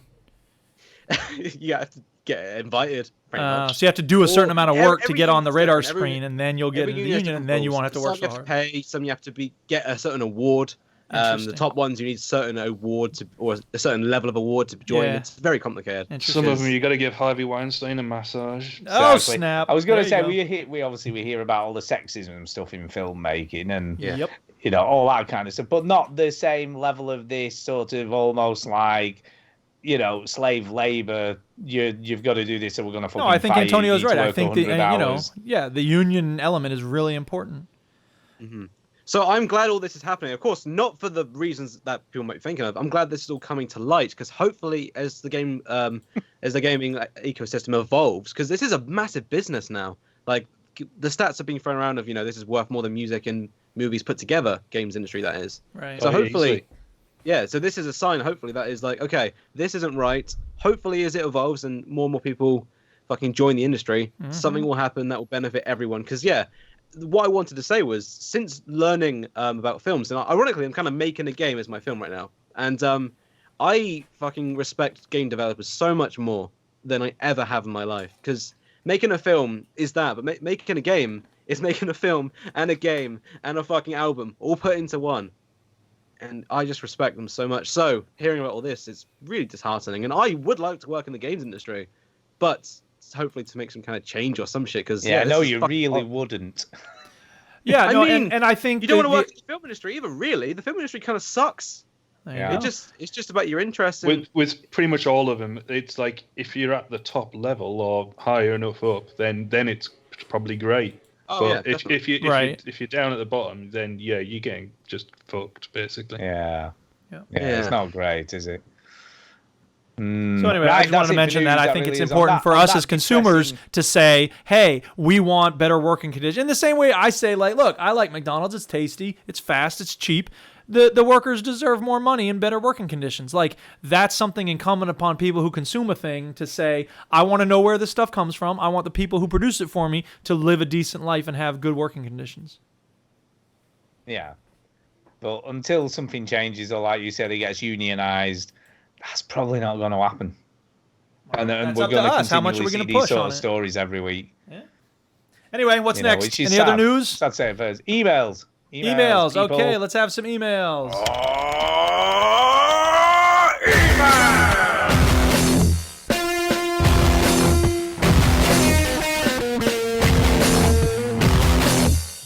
Whoa, that ruled. That ruled. That ruled. Right. First email tonight is off Undead Kerber. And he says this. Evening, fellow veterans. Hello, evening. As the year goes into the peak gaming season, not that we need any more new games at the moment, everyone needs a year to get through their backlog and catch up. Yep. What are you looking forward to? Especially hearing about it at E3. So anything that you guys are looking forward to at E3 this year? I mean, that's just all kind of speculation, to be honest. I could pull something out my ass and be like, "Oh, I want this." Well, there's really stuff that too forward, to be honest. There's stuff they've shown last year that they might like find a bit more about. Like, for instance, the new Elder Scrolls game. We may find a little bit more out about that. What do you know? Didn't they very specifically say that they wouldn't? Fuck knows. I don't really listen to what goes on at E3 these days because everybody's abandoning it anyway, aren't they? I mean, like, Sony's not going to be there this year, so they're not doing it. Everyone just seems to want to do their own thing these days, don't they? Did EA say they weren't doing it? I think so. I know someone else said they weren't doing it. Someone else has said they're not doing it either. I mean, not that I Activision really haven't done it care. for ages, have they? No. A lot of them are just not abandoning it, but they're just like, I think they're seeing less of a worth of investing all that money and going to E3 now than they probably used to do. Yeah, EA are skipping the press conference. Yeah, I thought they were. Yeah. I mean, I'm happy with that because they're normally the worst ones to watch, in my opinion. So I do watch it all because I kind of enjoy it, to be honest. Because A, you get some announcements, and B, you get to watch some shit shows happen. And EA was normally the shit show king. It's like I think it was announced this week that EA Access is coming to PlayStation. Correct, it is, yeah, PlayStation 4. And like Seth was asking if we were excited, and like, no, I couldn't give a fuck about pretty much any EA titles. Yeah, no, yeah, same for me. Yeah, not too bothered. I mean, I guess if I was to answer his question, I'd hope there's a date for Cyberpunk. There you go. Yes, that'd be a nice thing to have. Apparently, I do believe they're going to talk about it, aren't they? Has that been I'm sure I've heard a thing saying they're going to talk about it. I'm pretty sure I heard something saying like it's already quite well. They're almost distancing themselves from the previous gameplay that they showed. So saying it's now actually quite different. Yeah, it's probably because it doesn't look as cool as that. I don't know. They seem to suggest that they've been working on it more. Well, so it may be better, which is hard to believe if that's the case. Possibly, but yeah, I don't know. Likelihood is he's probably not going to be quite as slick as what they've shown. Probably wouldn't. Which is fine. Which is fine. But yeah, I mean, Cyberpunk is one of my must-have games. E3 in general, Last of Us 2, I'd like to see something at the next PlayStation Direct thing that they do about that, and maybe, some sort of release date, possibly, which is highly, again, unlikely to happen. Did you watch the last PlayStation Direct? I didn't know. I did, yeah, State of Play, yeah. I've not watched it, but I heard that, obviously, Final Fantasy VII was shown. It was shown, but that was it. It was just like, oh, it exists still, guys. All right, see you next year. Yeah. Still coming, people. I mean, to almost answer his question, I look forward to the things I don't know about. So I look forward to more new IPs and stuff more than sequels and such. But that's just me personally. Yeah, I'm always prefer like new IPs. I mean, I would have rather Naughty Dog did a new IP rather than doing Last of Us 2. Yeah, same for me. Yeah, but it's still going to be a good game, isn't it? Yeah, well, more than likely. I don't think we need to worry. Oh no, it's not that. It's just hope Naughty Dog are great, and it'd be nice to see them create something else. They've shown, especially with Naughty Dog, they've shown that they can do it. What I would love to see is a developer where their fame is based on their strength as a developer, and I think Naughty Dog probably could have done that, or certain other ones could have done that, because like obviously they did Uncharted, they were amazing, and then they did Last of Us, and straight out the gate they did really well and was fantastic. And that showed that, in theory, they could do very well on the strength of their name as a developer rather than on having to have a franchise. I'm sort of sick of everything having to be a franchise. Yeah, I mean, it's weird. Okay, without going too deep, I'm currently doing work for a big company, and the main reason they wanted me is because I'm making a world, basically. And if it does well, we get renewed and basically make a franchise. So yeah, it's all about making a franchise nowadays. Yeah, make a franchise, making franchise. I think my personal theory on this is that Naughty Dog won't really make a new IP until the PlayStation 5 comes out, because that's kind of a good time to do a new stuff. Do something interesting and new. I mean, I was slightly disappointed when Uncharted 4 was a fantastic game, but I liked the fact that Naughty Dog previously had like a game for each generation. So for PlayStation 1, it was Crash Bandicoot. PlayStation 2 was Jak and Daxter. PlayStation 3 was Uncharted. And then they introduced Last of Us at the end. I would have liked it if they'd carried on doing the same thing, like just abandoning the old games and then starting a new game for a new generation. But the problem is, nowadays, there's so much money in there, and there's so much time involved in making each game, that they're pretty much, they have to carry on all these franchises. Yeah, and I don't... You usually get the law of diminishing returns, because especially if a franchise was made for a specific platform, if those platforms are now much more advanced, and you've seen it with things like Crackdown, the amount of like negative press that got just because it's basically the same as the previous game. Yeah, but Crackdown doesn't really have any sort of narrative or backstory or anything about going on with depth of character, whereas things like Uncharted and obviously The Last of Us, it's still got, Uncharted had more story to tell to finish it all. It did, but and tie it up. The story was the strength, but to be honest, the gameplay, I mean, as much as I loved it, the gameplay was still pretty much the same and felt a little bit dated. Their shooting mechanics aren't the best. Yeah. And I'd say the same thing about like Red Dead Redemption 2. Look at Rob talking smack on the podcast and throwing shade in the chat. Damn, Duke can multitask and there's tea spilling. I don't disagree with you, but as I'm more interested in narrative and story, that kind of doesn't. That's just a means to an end. That's just a sort of mechanic to get you through the story. So that doesn't bother me too much if the story is really good. So I'm fine with that. I'll put up with shit to get a decent story, but I mean, I would prefer it if they did, like, if they were able to do both. Which they previously had, like in previous generations, they did do both. I mean, at the time, Uncharted, those were pretty good mechanics. Well, actually, they probably weren't, to be honest, but certainly other games were. And so it doesn't necessarily matter. Whereas nowadays, if you carry on using the same engines, the same mechanics, it doesn't work quite as well. So they've previously put in the effort to do both at once. But yeah, I don't disagree with you, but I also do think they did make improvements in Uncharted for the fact they got rid of all the fucking constantly respawning enemies was a good thing. You know, at least there was a finite amount of people to take out in each area. But it is that thing of, like, you're making improvements, but because you're starting on a basis of an old game, then you're still going to have that old stuff. I mean, there's even some, like, little insights in it. Like, obviously, he's playing Crash Bandicoot in that. Like, later on, they have a level that's more or less the same thing as the Crash Bandicoot.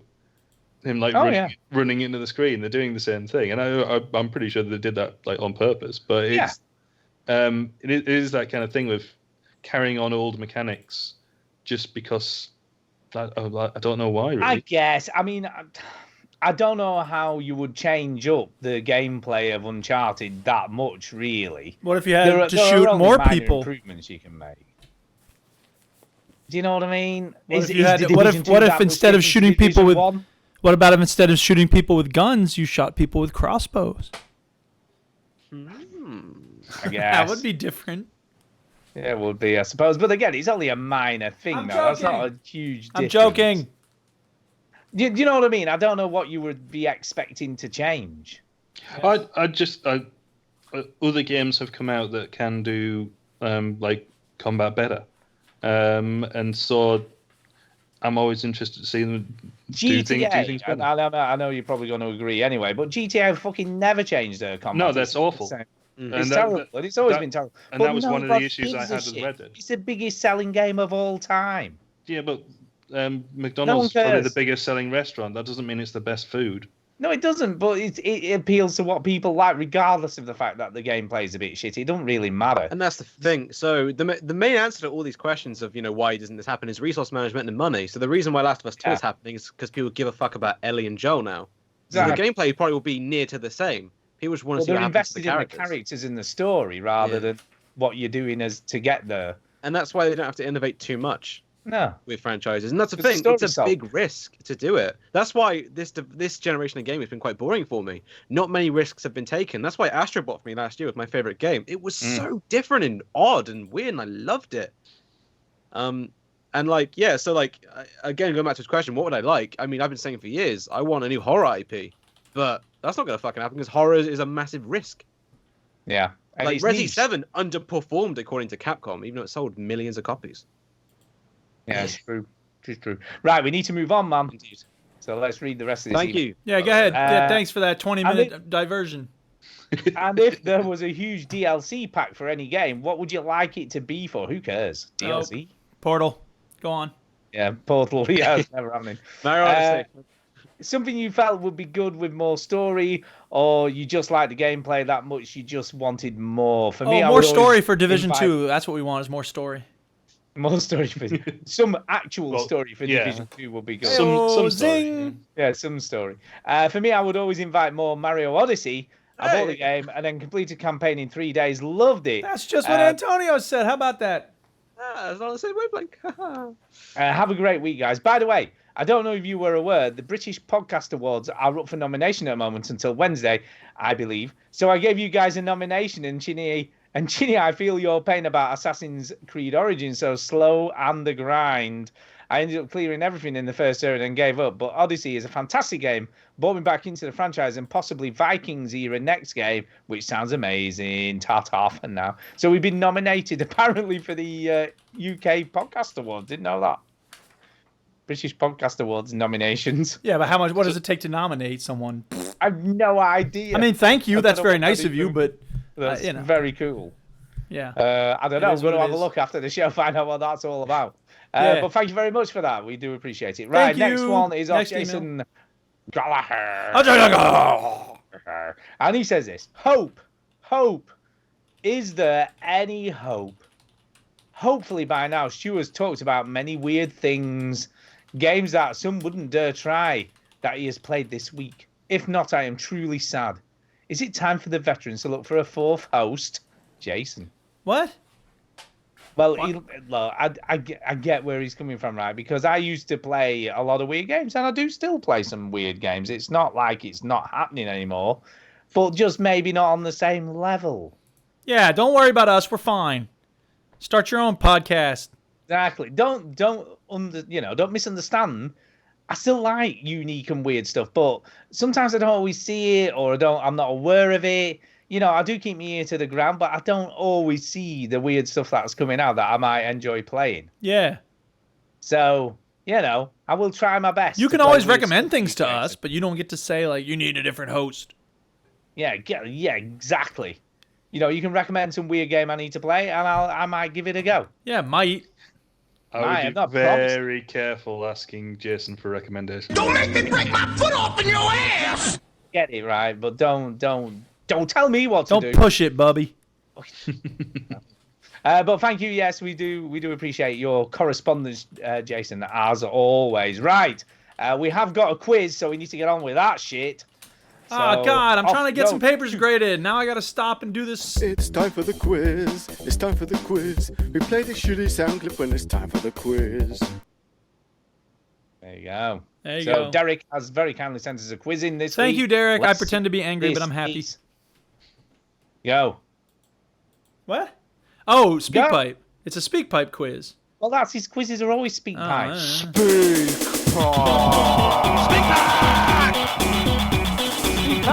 It's the way to leave a message for us. All right, I have this pulled up here, and I'm totally not waiting for this Gmail to start. Podcast for UK Awards. Totally. Yeah. Jesus Christ. Gmail is taking a very long time for some reason. Come on, Gmail, let's go. There we go. Here we quiz go. clues, quiz answers. Which one should I play first? I don't know. Maybe the quiz clues will be good. Okay, Gmail taking forever. What is up with Gmail? I wonder what else is nominated at that awards. I don't know. I'm going to have a like look. to know. I can think of a couple of podcasts that might be deserving of a nod. Oh, here we go. Now it's opened. Here we go. All right. So I started up SpeakPipe. Here we go. Derek Signs, quiz clues. Hello, Veteran Gamers. It's Derek Sains back with another quiz. Sorry, I said it wrong. Sains, not signs. And I'm simply going to give you 2 locations from a game or game series, and for a point each, you just need to get the game or the game series. Ooh. And there's a possible 13 points at stake here. Okay. So number 1, Kedora and Vueld. What? What? No clue. Anybody know Kedora and Vueld? What was the second one? Kedora and Vueld, I think. Let me play it again here. Kedora and Vueld. I'm going to go Dragon Age Week. I don't know, fucking Morrowind. No. Any guess? Kedara sounds familiar. It might be Japanese. Don't know. Okay, moving on. Number 2, Bianco Hills and Pinner Park. What? Mario Sunshine. Okay. It's Antonio gets that, I guess. Number 3. Yeah, there you go. Number 3, Temeria and Egremont. Oh, shit. Temeria sounds familiar, but I sounds can't like think of it. Tamriel. Oh, maybe. Yeah, probably. Yeah. All right, no guesses for that one. Final Fantasy Number 4, something. Firefield and Mute City 2. Why don't you choose games we know? What is all this random weird shit? F-Zero. What was it? F-Zero. Mute City. F-Zero. Oh, yeah, huh? Yeah, well, okay, then. If they said Vice City, I would know. I thought it sounded like Pokemon. Yeah. Next one. Number 5, Shadenhall and Bruma. Oh, that's Oblivion. What? Yeah, it is. Yeah, it is Oblivion. And because I should know, because I was the hero of Kvatch. Number 6, Super Duper Mart and Gold Ribbon Grocers. I believe that's Fallout, isn't it? Super Duper Mart, I'm pretty sure is Fallout. Yeah, that sounds. I want to see Fallout 3. Well, I think there's Super Duper Marts in all the Fallout games, I think. Yes, Fallout notoriously use all of their stuff all the time. Yeah. Next one. Number 7, The Trolley and The Windmill. That sounds like Mist, but I mean, that's just what I call it. They probably have real names. See, if you said channel would age, I would be like, Mist. The Trolley and the Windmill. I'm doing terrible at this because I don't know any of this. Is Golf Story got those in it? Because it's like miniature golf? No. I don't know why my first thought was Super Monkey Ball, but I know that's wrong. Just because some of the levels in there is literally just a place. I was hoping he was going to say Silent Hill. I know that one. Yeah. Yeah. Yeah, I don't know. I guess we don't know. Next one. Number 8, Opportunity and Firestone.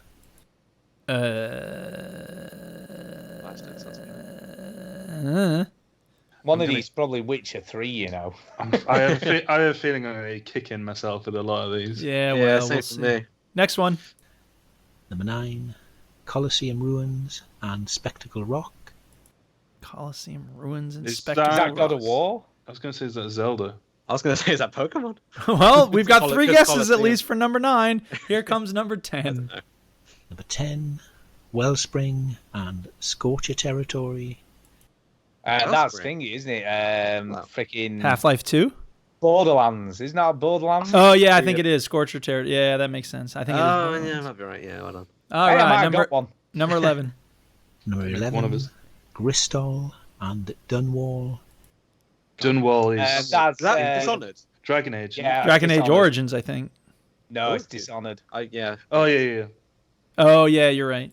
Yeah. Next one. 12, Link's View and El Swanko Casa. That's Zelda something.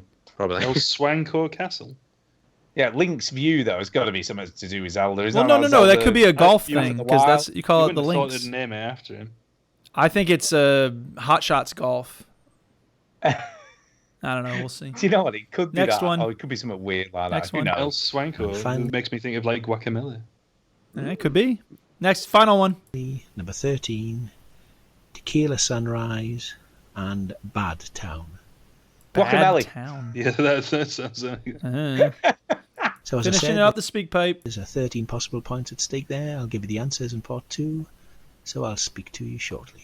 All right, None here of come the them. answers.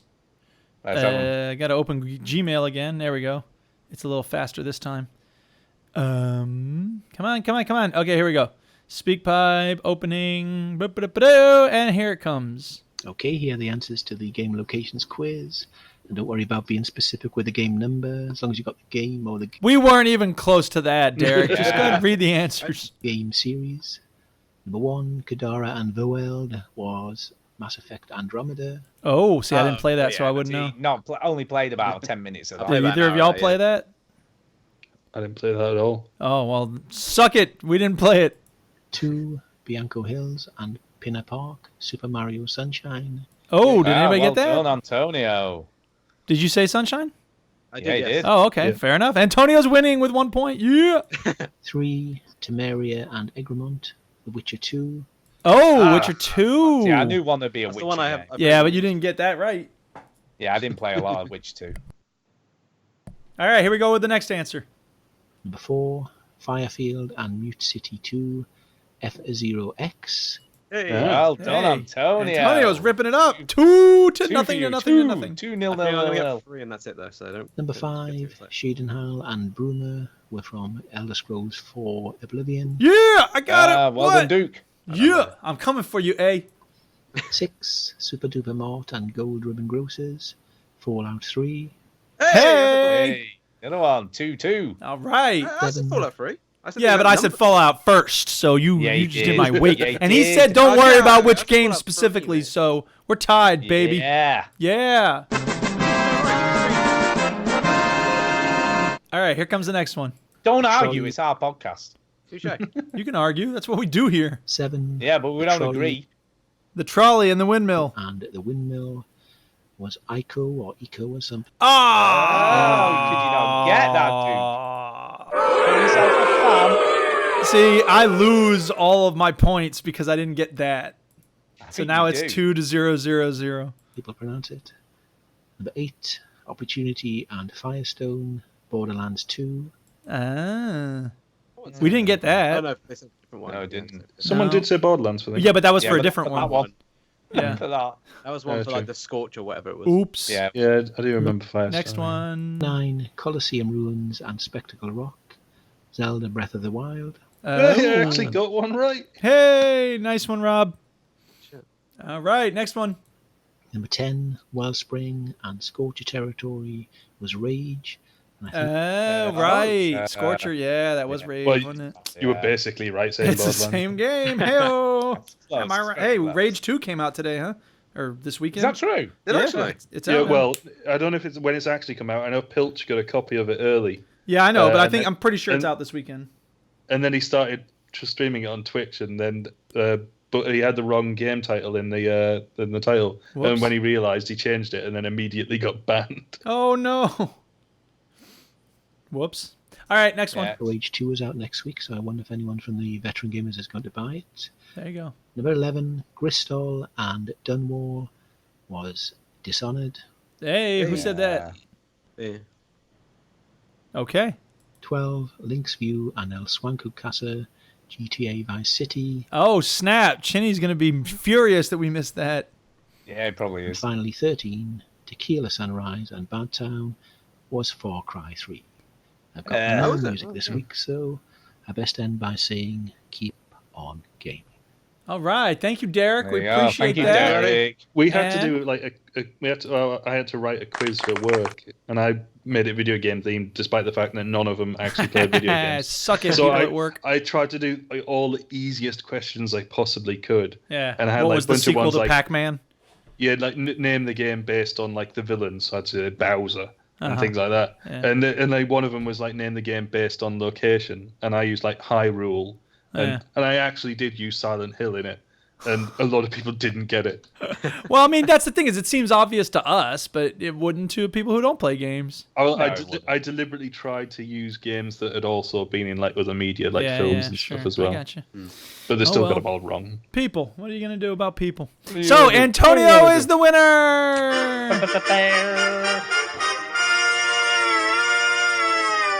Congratulations.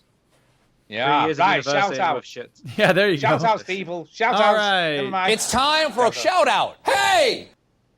Right, let's do this shit. Right, go. Go, go, go, go, go. Antonio, Dude. go ahead. Do your own shout outs, Antonio. Oh, right, Antonio, do it. Go. Anyone. Okay, I've missed the entertainers because I had to leave to make my film. And before I leave, since I'll take this as payment, I'm making a film. And if you have an Amazon device, search Polybius from June onwards.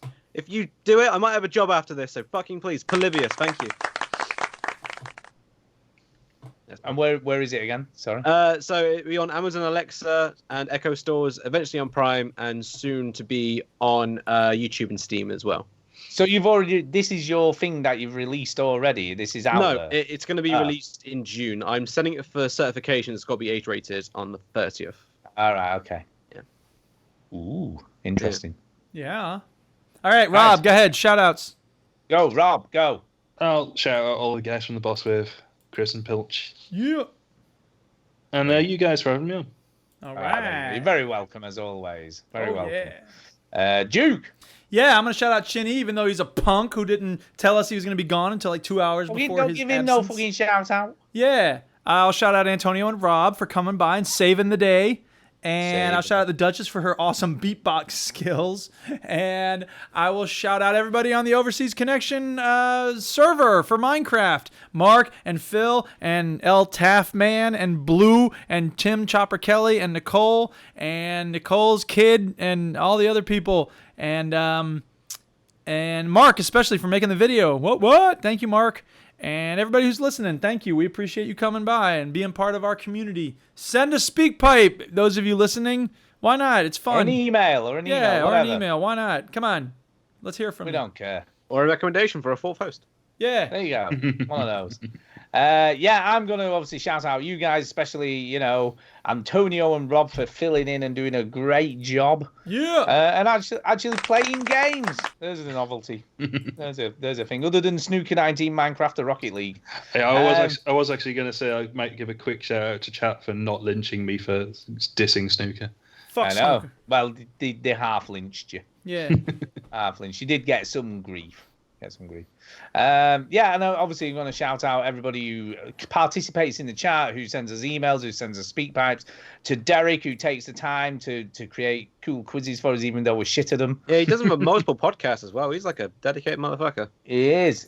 So thank you very much for all of that respect. stuff that people do and make the show what it is, because we just do it for love. There you go. Yeah, I don't think there's anything more to say than that. There you go. And Dick Butt. We always love Dick Butt. Hey, shout out to Dick Butt. Dick Butt.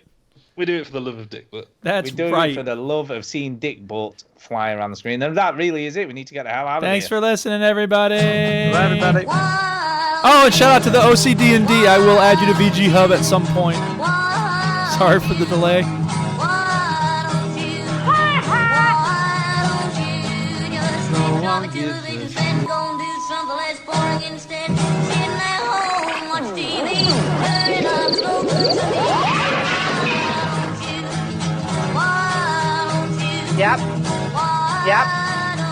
Yep.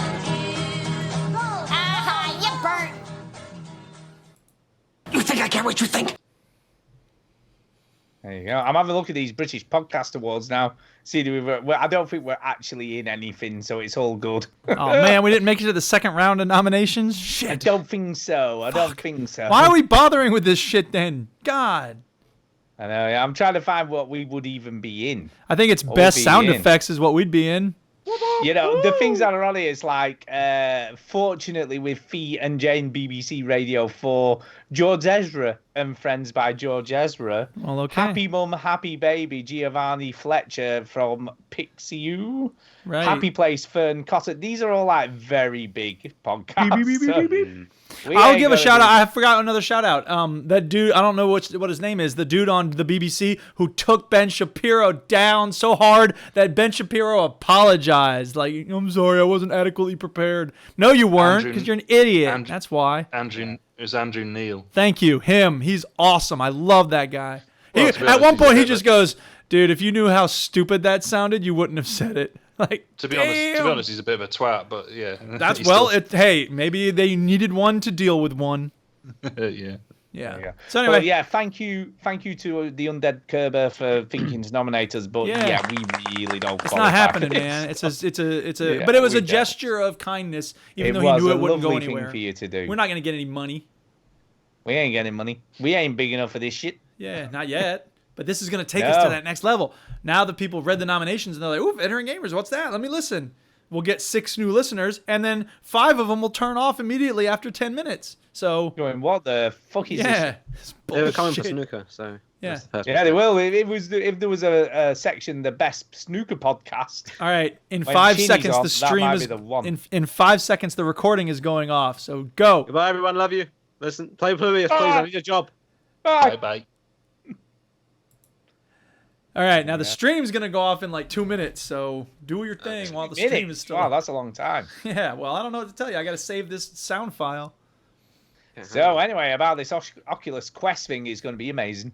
Are you still, Rob, just out of interest, still not interested at all in VR then? Not really. I've not seen anything that's felt like it would grab my attention for any length of time. Yeah, that's fair. It was. I suppose Beat Saber, presumably you're not playing it for hours. Oh, I played it for 4 hours in one go. That's like the longest I played it for. Yeah, I mean, I presume that's probably not advisable.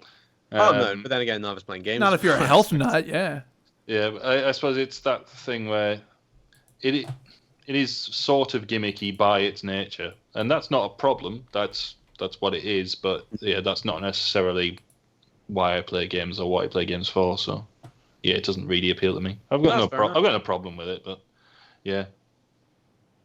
Yeah, I think I'm still sort of hoping, and I don't think it's probably going to happen, but I'm still kind of hoping that Google World VR comes to the Quest, but apparently there's not a lot of chance of that.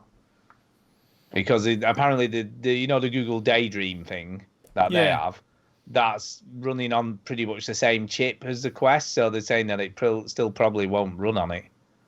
It just looks incredible. You know, I say it looks. I have actually played around in Google World VR. It's just so cool. It really is the coolest thing ever. And you can spend hours in that because you can explore the whole world, which is kind of a cool thing. Meh. Beats spending hours in a cupboard, doesn't it? It does. It does indeed. Zing. And you can actually... there is like a pared-down version called Wander available on the go. And Wander's okay, and it works, you know, but it's more just like Google Street View in VR. Which looks fine. You know, you are studying those places, like looking around and stuff, but it's not as cool as Google World. I'm just curious for Blood and Truth, which is the next big VR game from PlayStation, because that's the London Heist tech demo, but a full game. Yeah, you said. So I'm curious if this will actually be a proper full-length story game, or will it be like 4 hours and then you're done? I'm very curious. The best thing I ever saw on VR was I was watching a thing on YouTube, but it was a guy who's basically been dropped into a scene from My Neighbor Totoro. Oh wow! Oh yeah. And he was like wandering around. I think it was like the bit where the cat bus comes up, so you can stand at the bus stop with Totoro and watch the cat bus approach. And it's just like that idea of being able to just sort of inhabit like an animated movie. That just seemed really quite cool. And that was. I thought that VR might actually work better with kind of passive stuff rather than. Well, it does. I mean, the Oculus Go is designed for passive stuff. You know, like things like Netflix VR work really, really well. You know, watching a movie in VR. Oh, who wouldn't want to watch a movie with a helmet on his head?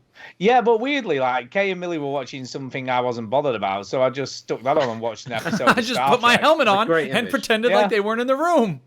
But well, that's kind of what I did. I mean, it probably does get done, but I always thought, I mean, I don't give a shit about sport, but obviously, like VR with sport would make quite a lot of sense. No, I have seen a clip of an NBA game, like front row seat in a VR. Yeah, that was cool. I mean, it certainly makes sense to concerts is the other thing they do a lot of. Yeah. You know, being at a concert, sort of like you're in the front row watching it. And at some point, sometimes they'll put a VR camera on the stage as well, so it's like you stood next to the guitarist or whatever, which is a bit weird. Yeah, it is. Yeah.